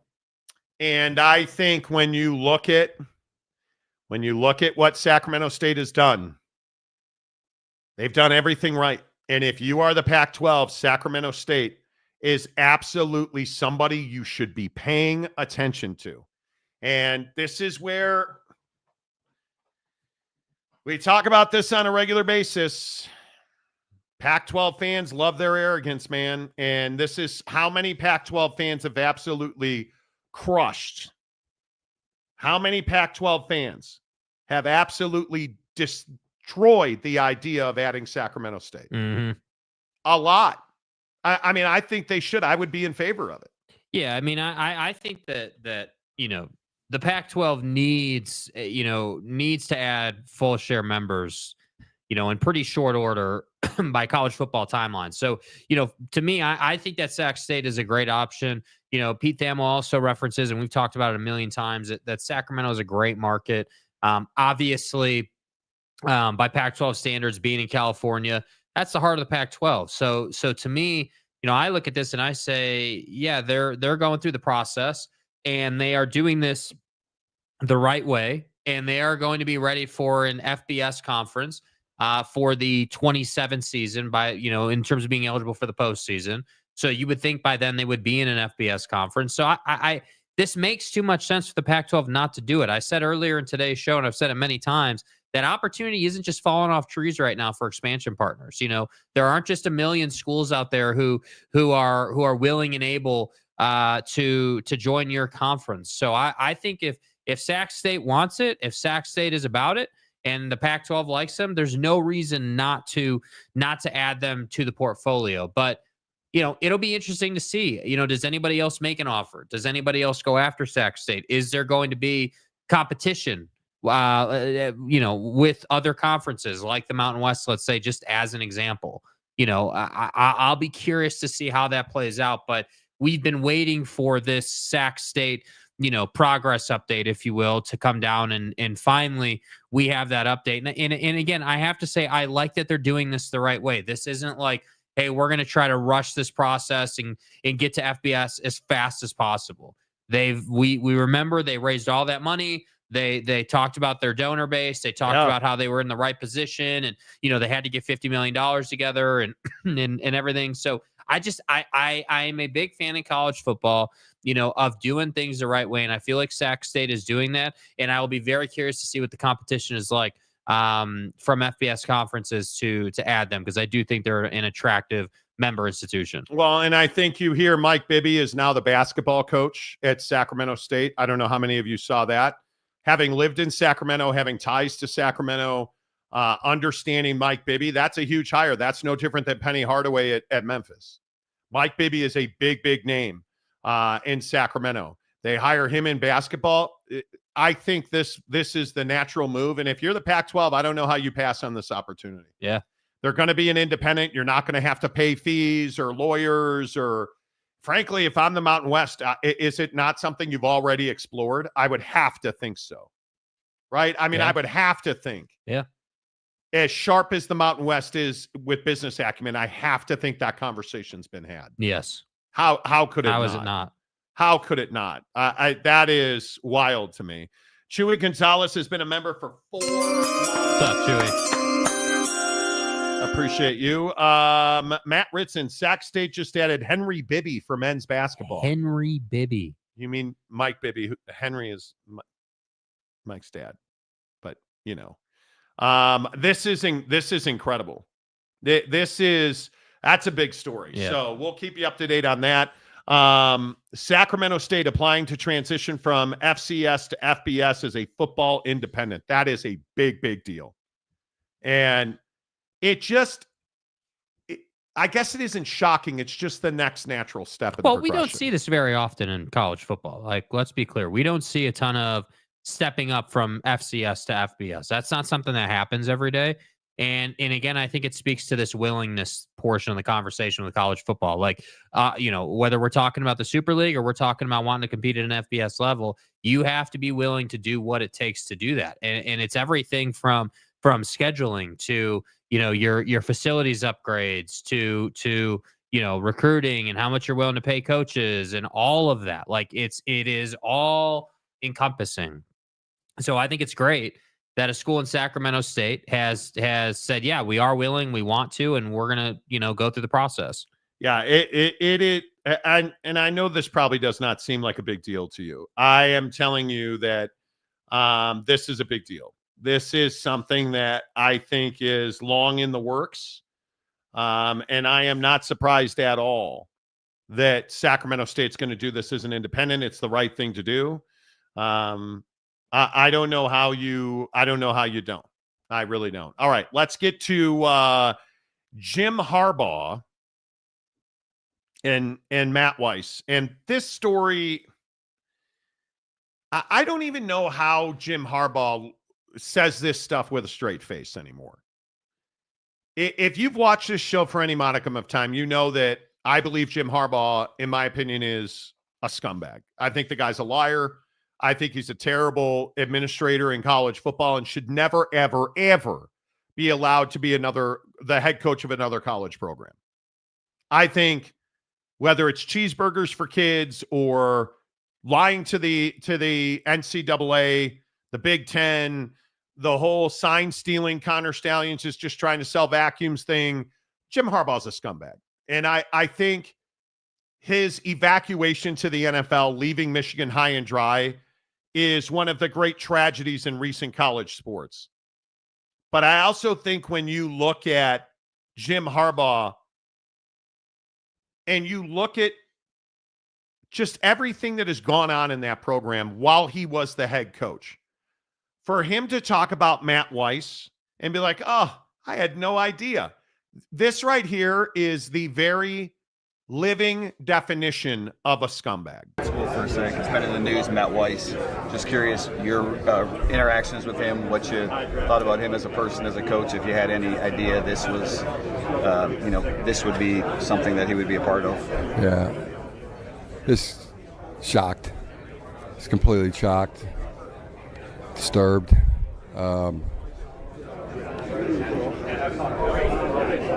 I read the indictment, right? It looked like maybe the first report came out and he coached one game for you after that. Why was he allowed to coach the TCU game? I don't know if you knew about some of the what you knew ahead of time, I guess. Did not know anything until after it was after the TCU game that we found out that there was allegations and he said it. I mean, indictment. That's not a word not a good word. So sympathy for the victims and for Matt's family, and shocking. The victims that you created. Because what Jim Harbaugh is trying to do here, as most scumbags do, they're trying to completely push off any responsibility. What did John Harbaugh say? Oh, you didn't know? John Harbaugh, the head coach of the Ravens, who also employed Matt Weiss? Jim Harbaugh, who employed Matt Weiss multiple times, but had no idea. I never knew anything. That's what these guys do, is they push off responsibility. They take nothing as their own actions causing these behaviors.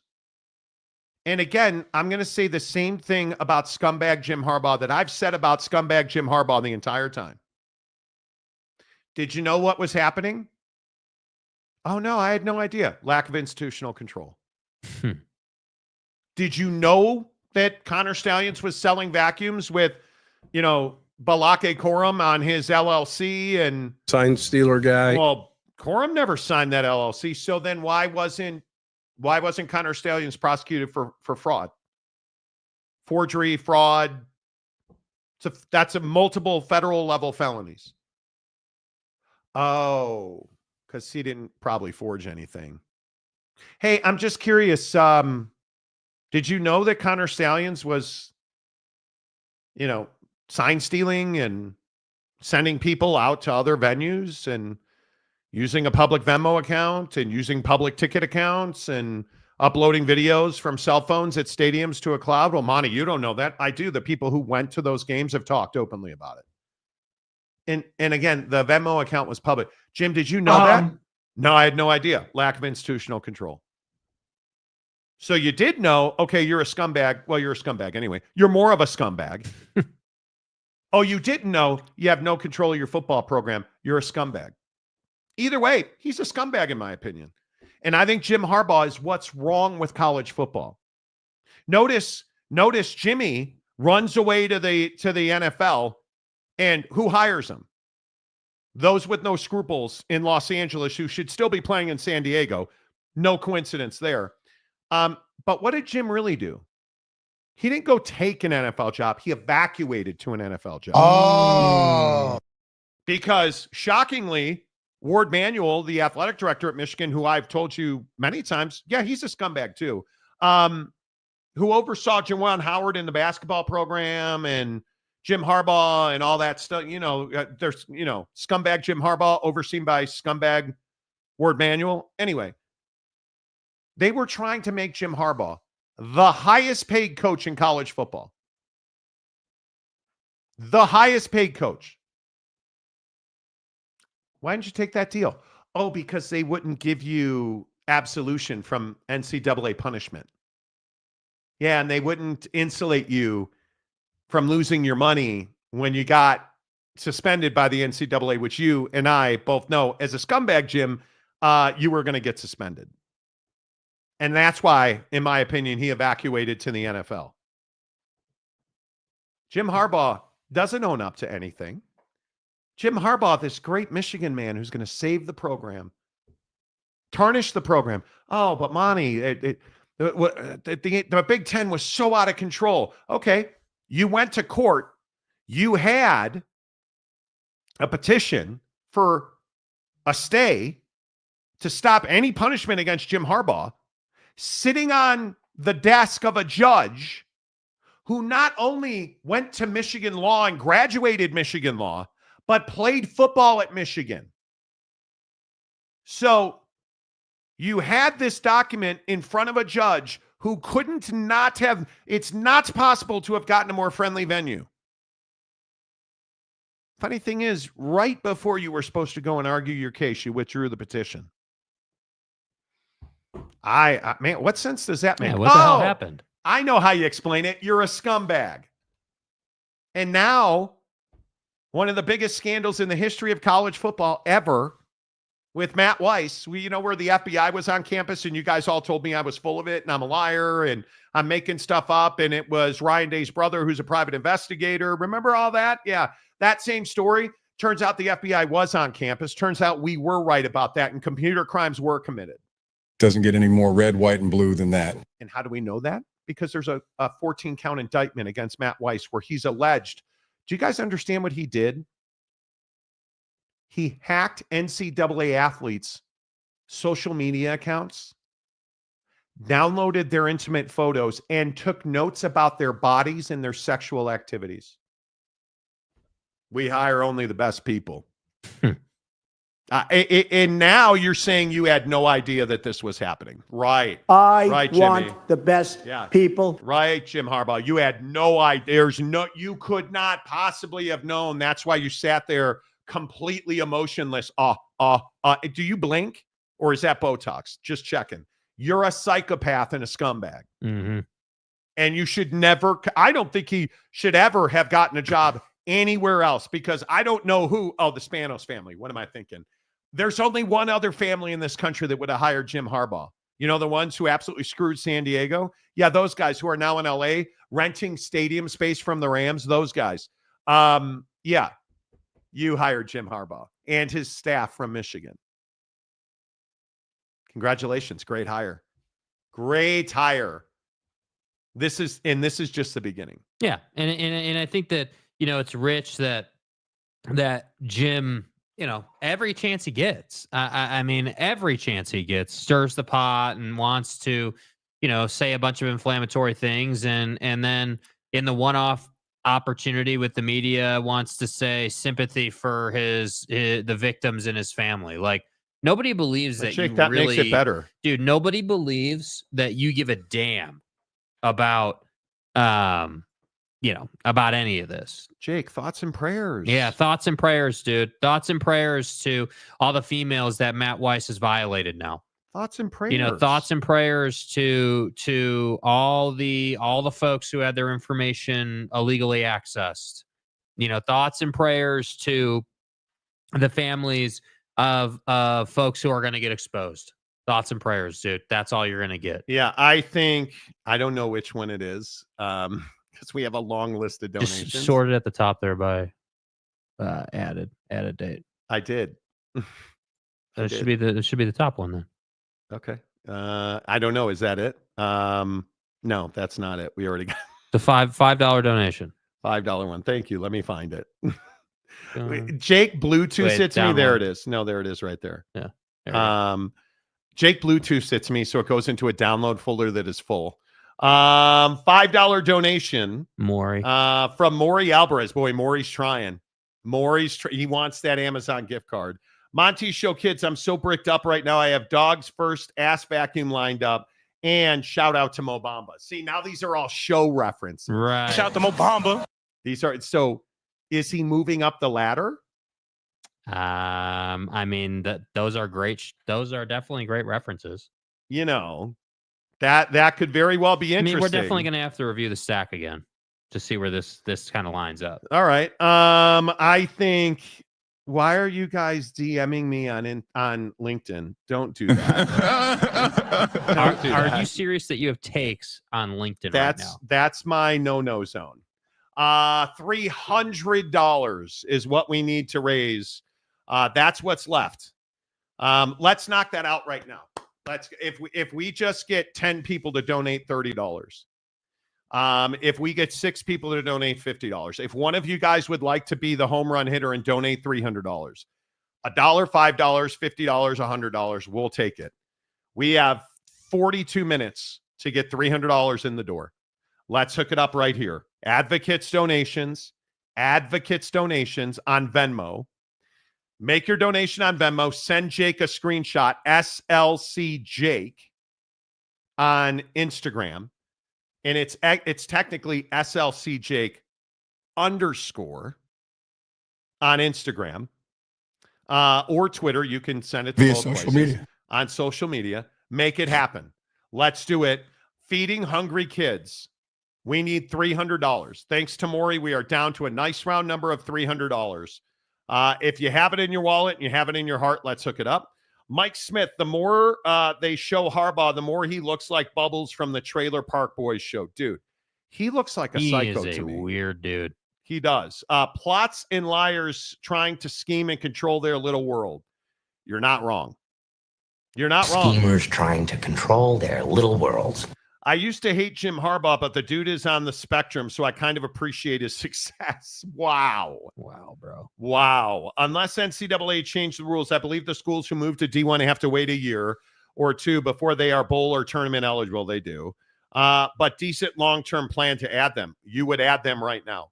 Yeah. I don't think there's any doubt that you would add them right now, because why wouldn't you? You absolutely would add them right now. Yeah. Which I think is there's just Sacramento State is what he's talking about. I think that's huge. All right, couple more football stories to wrap up. Did you guys hear what Howie Roseman, the general manager of the Eagles, said? Jake came in today absolutely bricked up over this. Yeah. Like I'm so bricked up right now. Jake now says that Howie Roseman is his favorite GM in the NFL. For us, we have some objective things that I can't even overrule, and they're ours. But, for one, violence against women. Like it's just not for us. Yeah, you know, right. that doesn't mean Yeah. so. It's like I won't even watch them. I don't even want to talk about it. It just is deal breakers for us. So I can't go, but he's really good and he did it 10 years ago and he learned from it. It just doesn't work for us. Any questions? Any questions? You gotta love it. Any issues, questions, stipulations about what Howie just said? I don't think this is that hard to understand. And I think this is the stance the league should take. You know, this is what the stance should be. If you are found guilty in the court of law for domestic violence or violence against women, it's over. It is. You're And done. I think we've talked about this on a regular basis now. My belief is there should be a zero tolerance policy. If you are accused and adjudicated guilty of domestic violence, you're done playing professional sports. Yeah. That's it. That's the end of it. It is, to me, it's the one rule, even more so than gambling. It is the one rule you cannot break. And we've talked about this with Pete Rose, the same theology, the same theory, the same everything. You knew this rule.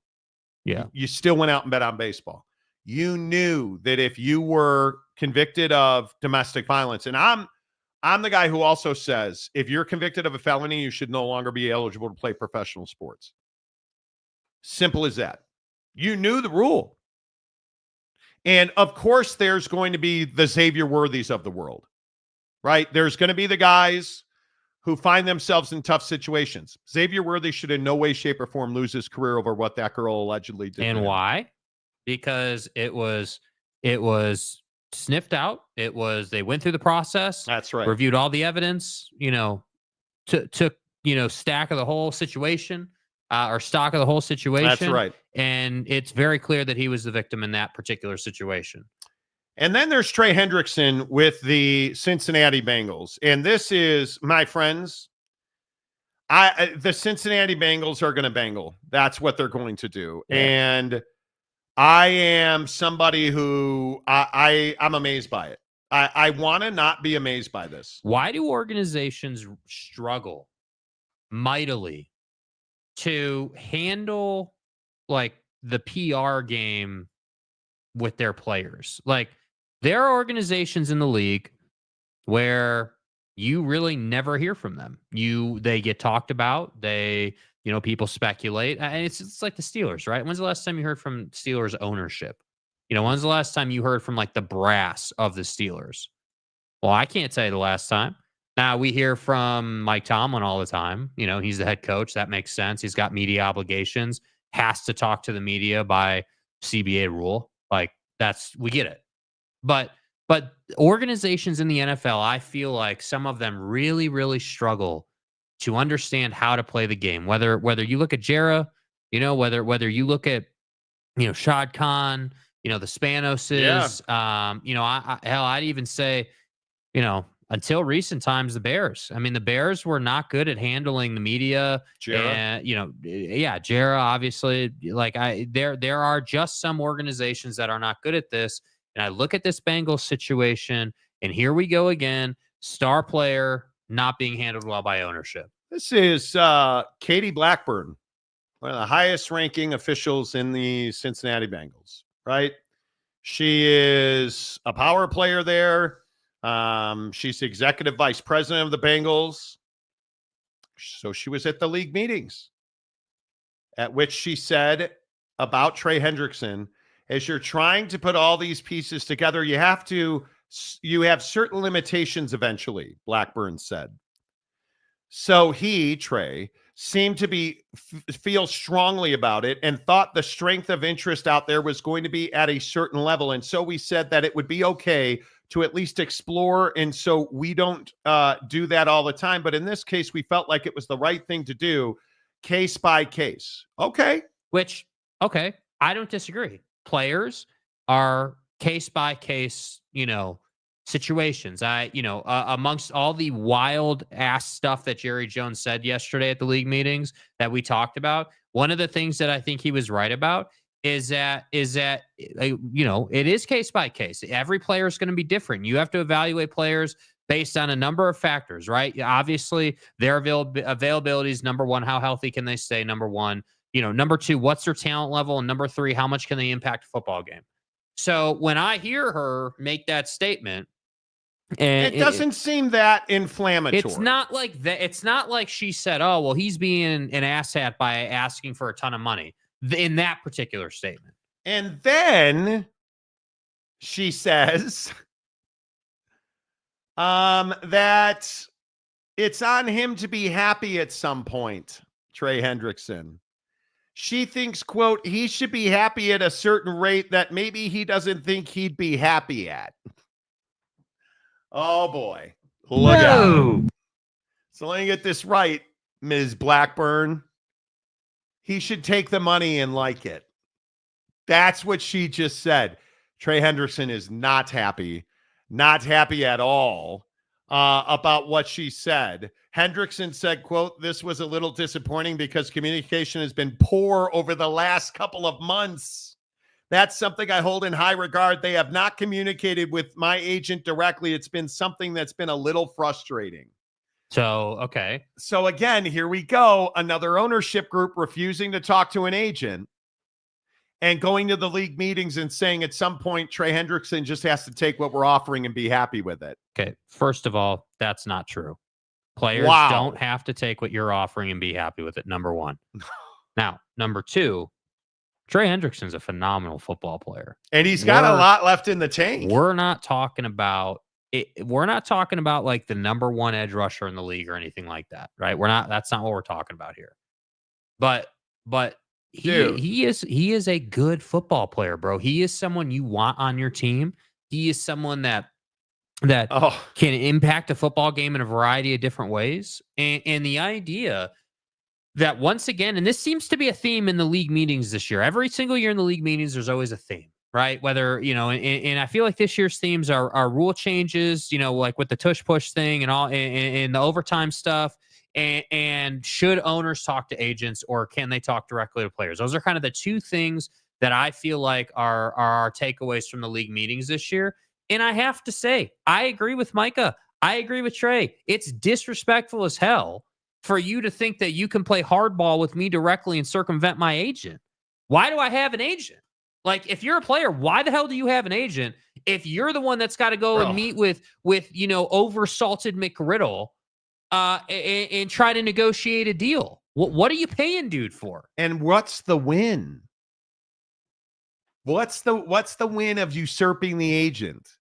What's the win of pissing off Trey Hendricks? Well, because the obvious inferences by these ownership groups and more Jera and less the Bengals, but the obvious inference is, hey, well, it's me. I'm the owner of the team, and Micah's one of three people that have my phone number, and he can call me at any time, and we're taking care of him. What do these guys have in common? Trey Hendrickson is arguably the best defensive player on the Bengals. Micah Parsons is inarguably the best defensive player on the Cowboys. Might be the best defensive player in the league, bro. And you don't communicate with their agents. And we wonder why these teams are consistently broken. We wonder why. And I have to point out, it's awfully convenient. And we see this across the league with ownership groups. It doesn't get talked about as much, but I think it's awfully convenient that we don't hear about ownership groups trying to talk directly to mid-level player in the NFL. No. Right? Buddy, the safety that plays on first and second down but doesn't play third down and gets paid like $2 million a year or whatever. You're happy to talk to his agent. Oh, but it's Micah and it's highest paid non-quarterback ever? Yeah, I can't talk to the agent, dude. God forbid we would, go the proper channel here and talk to the agent in order to get something done. It's just convenient. And as usual, it's some of the worst football in the league. The Dallas Cowboys, most of the time, are not great. The Cincinnati Bengals, to their credit, paid Jamar, they paid T, they paid Joe. Did they negotiate directly with those guys? I would assume not. Oh, well, why is that? Oh, because it's Joe Burrow and it's Jamar Chase and it's T. Higgins, and you were never But having what is the options. Hendrickson? But that's my point. You're treating Trey Hendrickson like this dude's not a good player. This dude's one of your best players on the roster, I'll bro. never understand it. Why are you treating this guy like he is a mid-ass football player in the NFL? I don't like, know. I understand that this guy is not J.J. Watt level performer, right? This guy's not, hell, he's probably not even T.J. Watt right now, right? Not but even he can T.J. play, Watt. bro. He can play. Yeah, I'm surprised by it. I am. UW fan Jim, what's up with you? Loner phone, hello to you. Yeah, Red Wine says at least the Bengals didn't hire a massage parlor freak at QB. And I agree. There are levels to it. I do agree with that comment. As much tongue-in-cheek as that is, I agree. The Bengals are not making an ass of themselves overall. They had a bad year. Then they had bounced back this past season. Like, they're clearly heading in the right direction. Joe is clearly healthy again. Jamar's there. T's there. Like, everything's cool. But I feel like this is, hey, we paid the guys that really matter, and Trey's the one on the outside looking in. Hey, we paid Dak, paid Lamb, and now Micah, I'm in no hurry. That's what owners do, bro. Like, 5 years from now, the Chicago Bears are going to be pulling this same crap.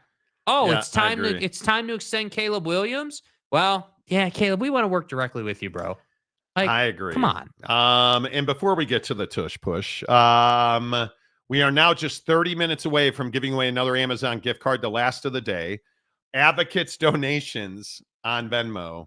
There's always one guy, right? What are we doing? What happened? Kent Reed DMs me and says, Monty, you're misleading people. 1 in 6 kids aren't hungry. They have food insecurity. Oh. Let's go to the definition. Do you guys see what I deal with? This is why I don't read my DMs. How are we in a place where 1 you're like 1 in 6 kids, 1 in 6 children in America experience food insecurity, meaning they struggle to access enough nutritional food. Like, what are we talking about, dude? So wait, let me get this right. I said 1 in 6 kids are hungry. They don't know where their next meal is coming from. The U.S. Department of Agriculture measures food insecurity as, which is when a household struggles to provide enough food for everybody. That is the exact definition of food insecurity. No. So I'm misleading people by saying 1 in 6 kids are hungry. And what have I said? 1 in 6 kids are hungry. They don't know where their next meal is coming from. You said it's 1 in 6 kids are experiencing food insecurity. I'm misleading people. The Department of Agriculture defines food insecurity as struggling to provide enough food for everyone in the household. What are we doing, dude? Why are you trying to get cute with food insecurity? What? That's all that is. You tried to get cute using this term, not knowing what the term meant. Come on, bro. I give up. I would highly recommend, with all due respect, if you want to jump in my guy's DM and try to get cute with terminology, probably shouldn't try to get cute with terminology around the promotion we're running to help kids with the advocates. We are raising money today for hungry kids. 1 in 6 kids experience food insecurity, which means they don't have access to food. There's not enough food in their house.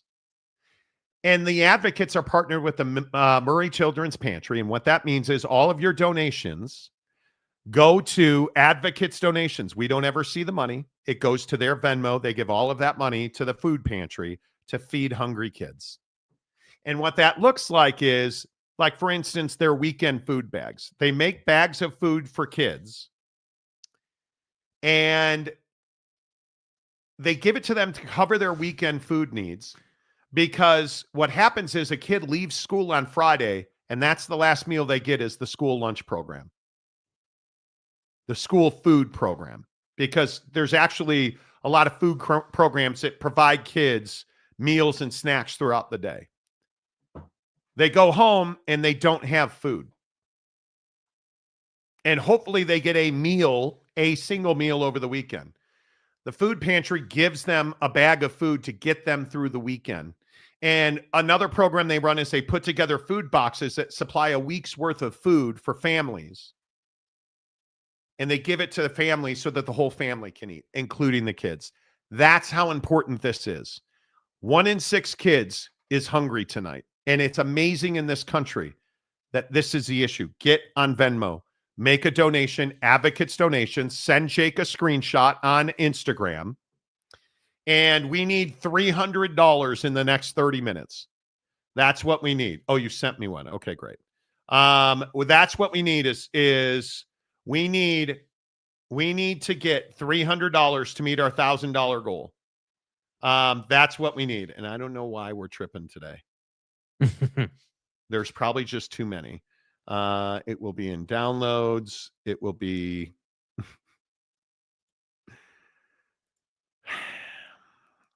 Let me get it.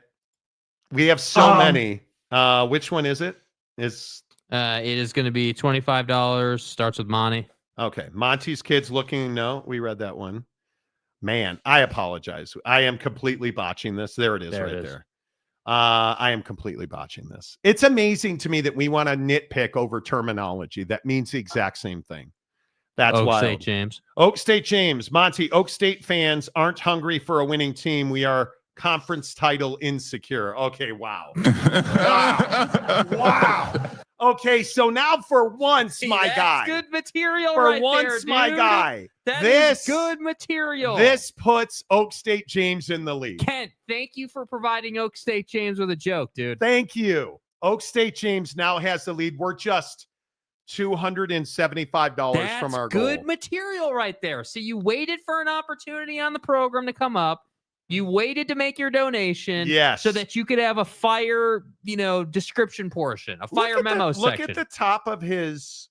First of all, how many Facebook accounts do you have? Second of all, what is 5G UC? Is that the IPF cell signal you're on? Okay, now I have to know. Hold on, let me see. I don't know what UC means. What is 5G UC? I don't know what that means. 5G UC, or quote, ultra capacity, refers to T-Mobile's advanced 5G network utilizing mid-band and or high-band frequencies, offering faster speeds and enhanced connectivity for data-sensitive applications like Oak State James Pedo Priest books on Kindle. I'm saying, nice job. Fat Jesus, 1 in 6 listeners are not douchebags. 1 in 6 listeners are experiencing douchebag. Oh my God, dude. Please keep them coming, bro. I love this right now. Mike Smith sounds like some of those people who always try to minimize issues of the poor. It's wild to me. It's wild to me. Lopes fan Gabe, did he just Monty food for kids? Yes. Yes. Yes, he did. Yes, he did. Monty. I am amazed that we're trying to figure out what the difference between being hungry and food insecure is. You are so good at this, bro. I give you so much credit. F the write-off, loser. That's what I'm saying. Why don't you fuck off? I mean, come on. Loner Phone claims he paid $50. Oh, yeah. Dude, Are we doing this again? Come on. Are we doing this again? We're 21 minutes away here, dude. Did you send a screenshot? Because right now, Oak State James is in the lead. I have to agree. That's great material. He's in the lead. Phenomenal material, dude. Has to be in the lead. Okay, I mean, where did you DM us this time? Did you DM us on some rando platform this time? I don't want to get into my Twitter DMs. Yeah, did he DM you, or like what are we? He did not Twitter DM me. What are we doing? You gotta send the screenshot. You gotta send the screenshot. And please don't send it on Signal, okay? Why bring that up? Why bring that up? Kim Coulter, hello. Forgot y'all moved back to the afternoon. What's the cause you're asking for donations towards today? I'll throw 100 if it is for kids. Yes, please. On Venmo, here's what we're doing today. And I'm glad you asked, Kim Coulter. Make a donation on Venmo. Advocates donations on Venmo. That's the Venmo account. We are trying to provide meals for hungry kids. 1 in 6 kids in this country is food insecure. That means they don't have enough food to eat. They're hungry. And the Advocates are partnered with Murray Children's Pantry, which means they provide meals for kids and families. We are coming into spring. We are coming into summer. We know that childhood hunger explodes over the summer because kids aren't going to school. So they don't have access to school lunch plans. They don't have access to their traditional patterns of finding food. It becomes a larger problem. What the Children's Pantry does is they pack boxes and bags to give to families and kids to make sure that those kids have food. The Advocates do a great job. I talk about this all the time. No matter where you're listening to the show, they are working in your community. They are available to you at theadvocates.com. And I just ask you guys, we are so close. We are so close. We are just now $275 away. So you can make a huge difference today. And all you have to do today is get to the Advocates on Venmo, Advocates donations, get to the Advocates on Venmo, and all you need to do is make a donation. Send us a screenshot of your donation. And then in about 20 minutes, we are going to give away a $50 Amazon gift card. Right now, I got to tell you, and it's hard to say this out loud, Oak State James is in the lead. It is even a shocking. He's about to get smacked, though. With this one right here. Yeah. Oh, he's about to get smacked. Yes. By Maury. Maury's back in now. Yes. And this is, I would like to point out, this is incredible out of Maury. This is Maury's fourth donation, I believe. Yeah. Maury Alvarez for $5. Monty Kids. Oak State James is just any team insecure, not just Oak State. See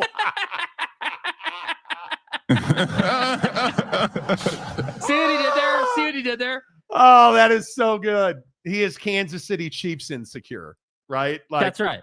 Okay, so -5 more. We are now just $270 away. We can do this, you guys. We can do this. Yes. Get on Venmo. Yes. Give the Advocates a donation. Send a screenshot to Jake. Let's give you a $50 Amazon gift card. Wow, that's incredible. I mean, that is really well done, bro. Fat Jesus, I DM'd you on Grindr. Did you get it? No, somehow I didn't get it. Loner Phone says, feed the kids. Let's go. Where did you make your donation? Dude, like, why is this so hard, man? Send us a screenshot. Like, I appreciate it, but my God, man. Part of the fun is seeing the memo sections you guys you write. are the only one, bro. Show us. The Stadium Guy James. Pistol Pete, I'm out of bullets. I'm bullets insecure. Bevo, that's what she said. Exactly right. Right. That's what she said. Tyler Stout. How long does it take to make an Instagram account to get in on this? Do you have a Twitter account? Instagram or Twitter, either or. That's all. Instagram or Twitter, SLC Jake. SLC Jake. That's all you have to do. And please don't DM Jake on Grindr. He doesn't want people. You don't want people knowing you're on Grindr. Nah, right? We can't be doing Grindr, bro. That's not gonna work. Chewy Gonzalez, Loner Phone is a Nigerian prince. I donated money, but give me 50 and I'll repay 500. Yes, Mr. Preston. Loner Phone at it again. Saying, dog. That's what I'm saying. This is what we do. Loner Phone, all I'm asking you to do is trying to control their little world. Follow the rules. Oh my God, the trove in my DMs. Okay, just for fun. Give me just a couple here. Give me just a couple just for fun. But I mean, let's get as Shefty said, the feel and the sense of the situation. I don't even know how to pronounce this name. Bug Bennett. Who the fuck is that guy? Okay, Bug Benoit. B-E-N-O.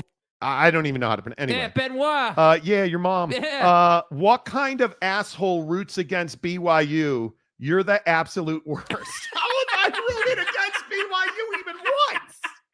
How have I rooted against BYU even once? Monty, this is a Utah Homer show. Y'all know that, okay? You are a Utah fan through and through, and that is obvious. You're a homer is the first part. But no, I'm the fat Mormon who's dying young, remember? What kind of... Google me. Okay, that's fine. Jeremiah, I'm not going to read their whole names. Jera. Not Jeremiah Champion, by the way. Jera. The fact you hate our president tells me all I need to know about your loser ass. I haven't said 2 words. This was yesterday. Powerful. What did I say yesterday? It makes me a loving father and a decent human being. Oh my God. Let's just go back because I have so many. Joshua. Josh.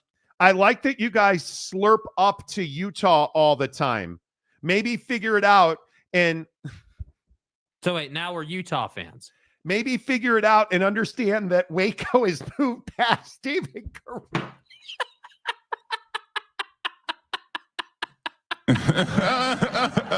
Oh, dude. Maybe figure it out that Waco is moved past David Koresh. Stop calling him 8-ball prick. Like,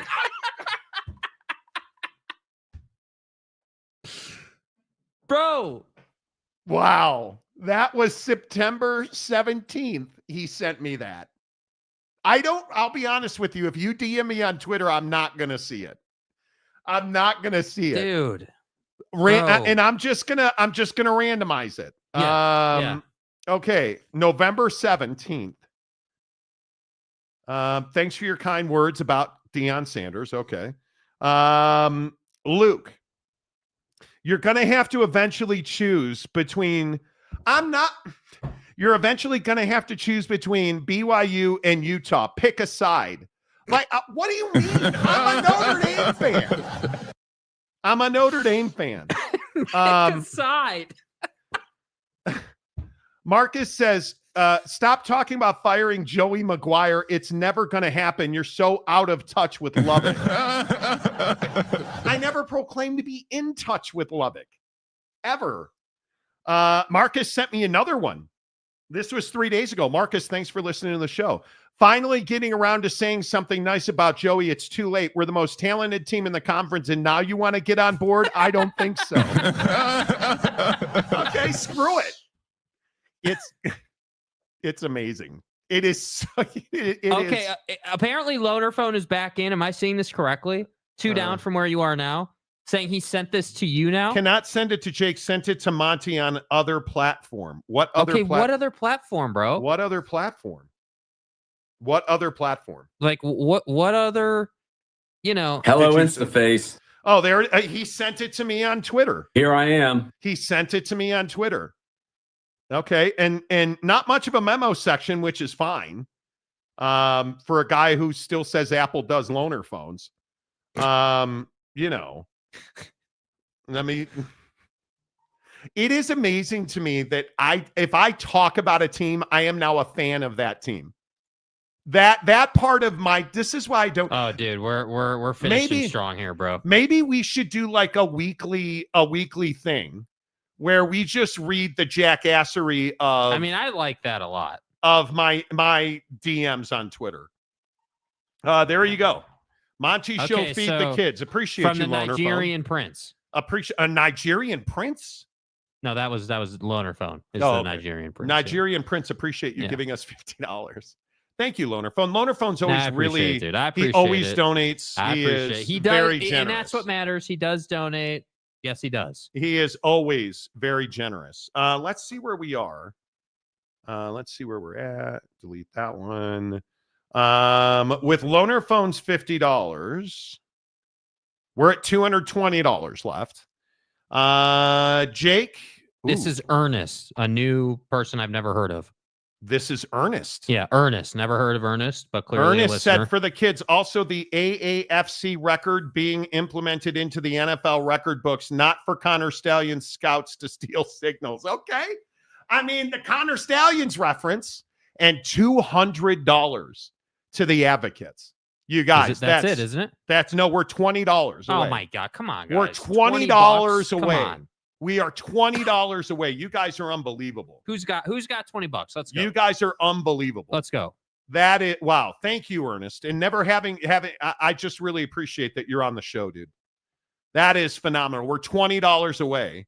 Fat Jesus, Mike Smith. Who doesn't love Janet Reno? Lady in the streets in a freaking bed. Are we really fantasizing about dead Janet Reno? Okay. I see crazy stuff on this show every day. Every single day. Kim Coulter says $100 sent to the Advocates. Check it out, Jake. Okay, I will check. That could do it right there. That could do it. Just give me 2 seconds here. Let me check. That could do it. Cougar Track says pick BYU. That could do it. Monty loves Janet Reno. It's very possible. But she's dead. So loved. Such as in like. And stuff. Lopespan Gabe, kill the video segment at the end of the show and replace it with Marty's DMs. We could do that. We could do that. Yeah, Kim did. I'll pick a side, team lean. There you go. No, teams. You meant team stand. Nobody on this show is team lean. Okay, couple of UW fan Jim, I think, has donated. I could be wrong. Okay, what did he donate? I don't. It doesn't tell me. It's just in the feed. He didn't send me a thing. Okay. But it says feed the kids because Adunze runs all the routes. So I'm assuming that's UW fan Jim. I love it. Thank you. Cougar Tracks. He said he sent $10. Okay, $10 from Jim. Okay. Yep. Okay. Cougar Tracks did donate. Sent $10. You guys, $10. amazing. And then we have the earnest donation, which he sent. And then, yes, Kim Coulter has 4 minutes ago donated. Oh, my God. You guys, let's go. So let's go. Do it. That's we are well over. Great job. Dude, amazing. Okay, so we have 8 minutes. Great job, you guys. We need to pick a winner. Unbelievable job. We need to pick a winner. You guys, seriously. All right, who are we going to go with for the win? I think I really like the Oak State James material. The Oak State James going off of the Kent DM that you read. Yeah, Oak State fans aren't hungry for a winning team. We are conference title insecure. Yes. But the Maury one, where's the Maury one? Right here, where he slaps James. Is it James or is it James getting slapped? Comment section, you got to come through.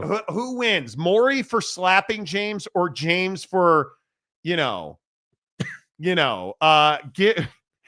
James his pedo book money. That's fantastic. That is fantastic. I don't do any social media platforms outside of YouTube. Jake can confirm. Yes, absolutely, Kim. Yeah, fantastic. We saw it in the feed. You. Yeah. Thank you so much. Just so you know, and you can go look too, just so you guys know. When you don't send me the screenshot of what you donated, it doesn't tell you on Venmo how much publicly anyway. It doesn't show you how much you donated. So I'm not questioning you. I'm just saying that, if you hadn't told us you donated 100, I wouldn't know. I would know you donated, just not how much. So that's why we need you to comment at least and tell us. Fantastic. Yeah, but amazing. Today. But amazing. Yes. Everybody seems to be on the Oak State James bandwagon. Oak State takes it. Cannot type right now. Fan Jim says. Delaric says James won. Okay, there it is. All right. In a runaway, Maury gave 4 times. Thank you. Maury, you and your family are fantastic. I hope you guys are well. You're clearly now broke because you donated. I love that show. $1 gazillion. Thank you. You guys, I cannot tell you just how amazing it is that we're able to do the things we're able to do. I can't even. It is so humbling that we come together to talk sports and then we do things like this. Yeah.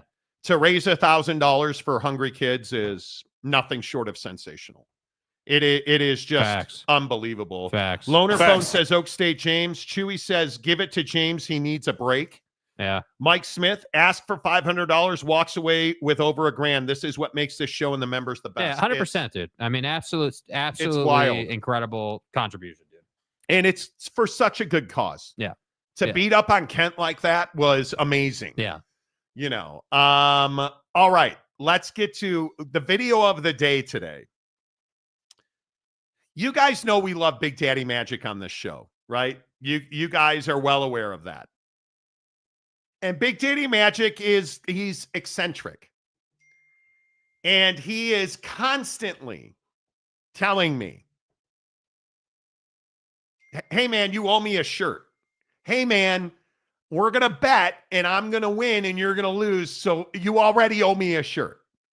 So here is Big Daddy Magic's latest entry into You're Buying Me a Buffalo Bills shirt. Hey, player, let's bet. If the San Antonio Spurs are the number 1 pick, you got to buy me 2 red long-sleeve Buffalo Bills logo jerseys. If they don't get the first-round pick, I'll buy you a Chicago Bills long-sleeve shirt, and you buy me a long-sleeve Buffalo Bills red logo shirt. Everybody wins.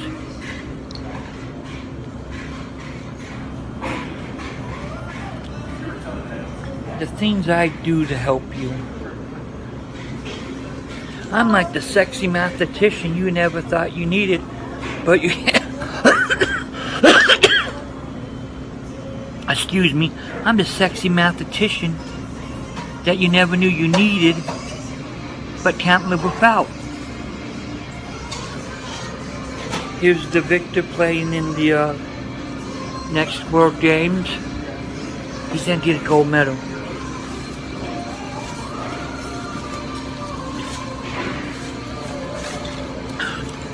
Yummy on my tummy. Bye-bye. So when you guys ask me, dude, what's going on in your DMs? That's what goes on in my DMs. Yeah. And I love my guy, Big Daddy Magic. That is my dude. But that's an all-timer. So let me see if I get this right. We're going to make a bet that no matter what happens, you're getting at least 1 Buffalo Bills shirt.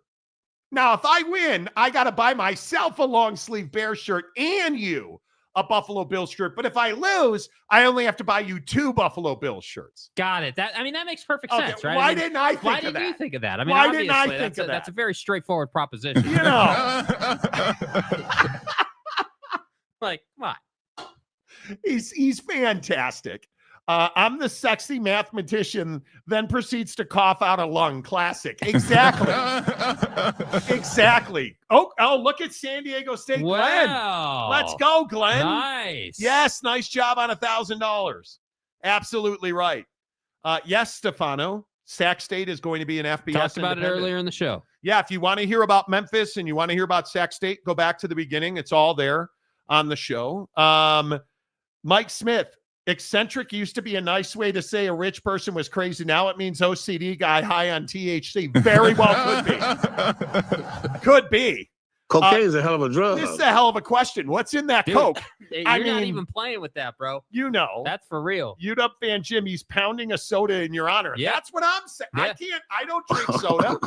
I don't drink soda, please. Please. You drink soda. What Big Daddy Magic doesn't bet for the red Josh Allen jersey? My dude. Please. He mentions it every single post he sends to me. Hey, you guys why don't we do this? Guys. If I go to bed tonight, you got to buy me a Josh Allen shirt. But if you go to bed tonight, you got to buy me a Josh Allen shirt. Sound like a bet? Fair enough, dude. Absolutely. I mean, just wow. Wow. I mean, it just sounds like a perfect, value for value on both sides of the deal. I'm giving you a fucking answer. Chewy Gonzalez. Elon wants to put cocaine back in Coke, and this video is proof of why we shouldn't. Hey, speaking of Elon. Cocaine is a hell of a drug. Did you hear about TikTok today? Amazon's making a bid for TikTok. Amazon is making a bid for TikTok. Should Amazon buy TikTok? I don't think it's going to happen. The Oracle weirdos are going to wind up with TikTok. But we've gone from shut TikTok down, it's a spy machine, to everybody wants to buy it. And for Amazon, a certain somebody that I know and like quite a bit made a really good point to me today. Well, it's a brilliant move if you're Amazon with that e-commerce business. You do a little bit of e-commerce in Amazon from what I understand. Mm-hmm. Can you imagine the TikTok shop in Amazon? Amazon integration into the TikTok shop would be just filthy. Oh, my God. I'm telling you, we should buy products from Alibaba and sell them on Amazon. My wife will not do it. I've begged her for like the last 3 weeks. She won't do it. Yeah. What? Yeah. How much do you use TikTok, Jake? Not as much as I used to. It's on my phone. I look at it once in a while. I love it. I use it all the time. I think I would if I owned my own business, if I had like a restaurant, or if I like on TikTok lately, this guy who launched a seasoning brand has been really hot. It's great for that. You know, the torpedo bat thing. It's awesome for that. You know, like just stuff like that. It's perfect. I think that in the content game, you know, TikTok and really anything in vertical format, you really need a team to like manage it. You know, like you can't. It's kind of hard to. It's a lot of effort to cut video for vertical format, then horizontal format, then square format. Like there's a lot of effort that goes into that. But I think if you're a small business owner and you're pushing your product and you want to grow that product, especially if people can buy online, TikTok is phenomenal. It is absolute. Like there's a TikTok account I follow of a video game shop that only sells like old school, like Atari, Nintendo 64 kind of video games. And they take you through making all the orders. It's perfect. It is. I think TikTok's a behemoth. I use it all the time. I don't know. I don't think it's a Chinese government spy vehicle, but if they are willing to sell it, okay, great. If ByteDance sells it, if Amazon gets their hands on that thing, I think it would be phenomenal. Yeah. I don't think they will.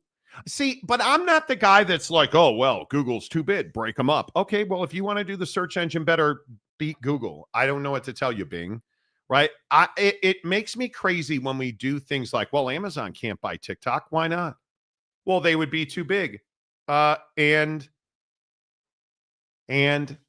the only thing that I don't hate like, that. the only thing, what I'll say to that point, the only thing that I am not super comfortable with is, and it's been going on for ages. This is not new, obviously. But I'm not real comfortable with people who own huge companies like Tesla getting into politics and government. Not a fan of that. I think there's too much corruption. I would agree. I don't care where you're at on Elon. There's no denying that Elon has benefited. Well, and now company. they're saying that he is going to be leaving the administration. So we'll see how that goes. But I just think we're in a very different time in this world. None of us have ever seen this before. Yeah. I don't think we have any idea how it's going to turn out or what's going to happen. But, you know, Tesla down 13% from last year in sales. Well, yeah. You know, if Amazon buys TikTok, they will integrate a Prime feature for the TikTok 100%, shop. dude. 100%. And that's why it makes sense.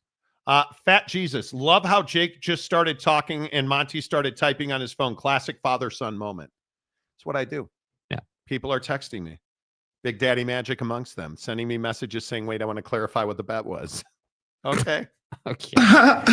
You know, it's fine.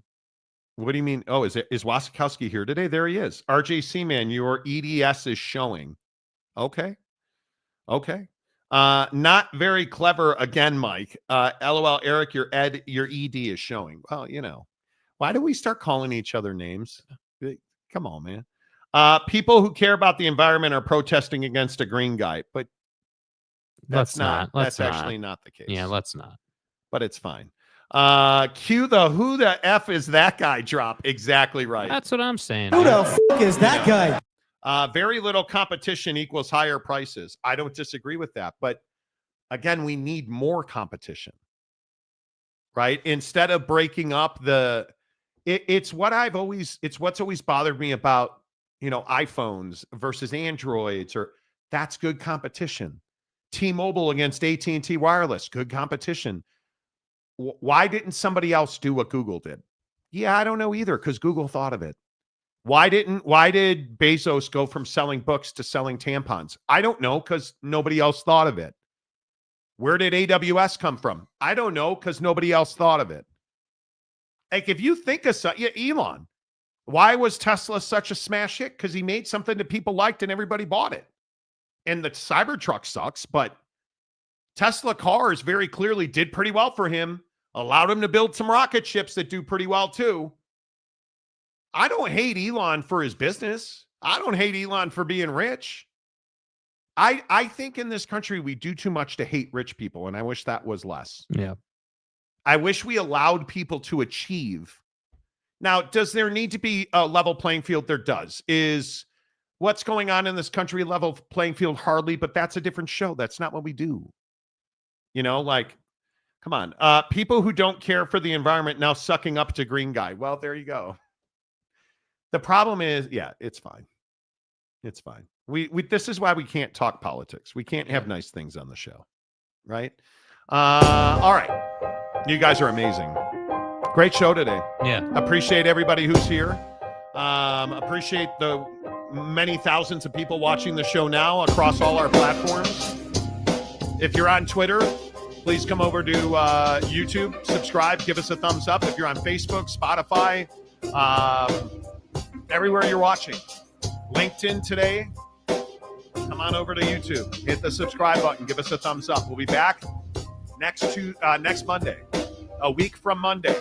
But keep following us here on YouTube and Twitter because we're going to put a bunch of content out from Chicago. As always, the Monty Show is presented by The Advocates at theadvocates.com. Chat with an injury attorney live online, and it won't cost you a dime. 24/7, 365. Until next Monday, say goodbye, Jake. Goodbye, Jake.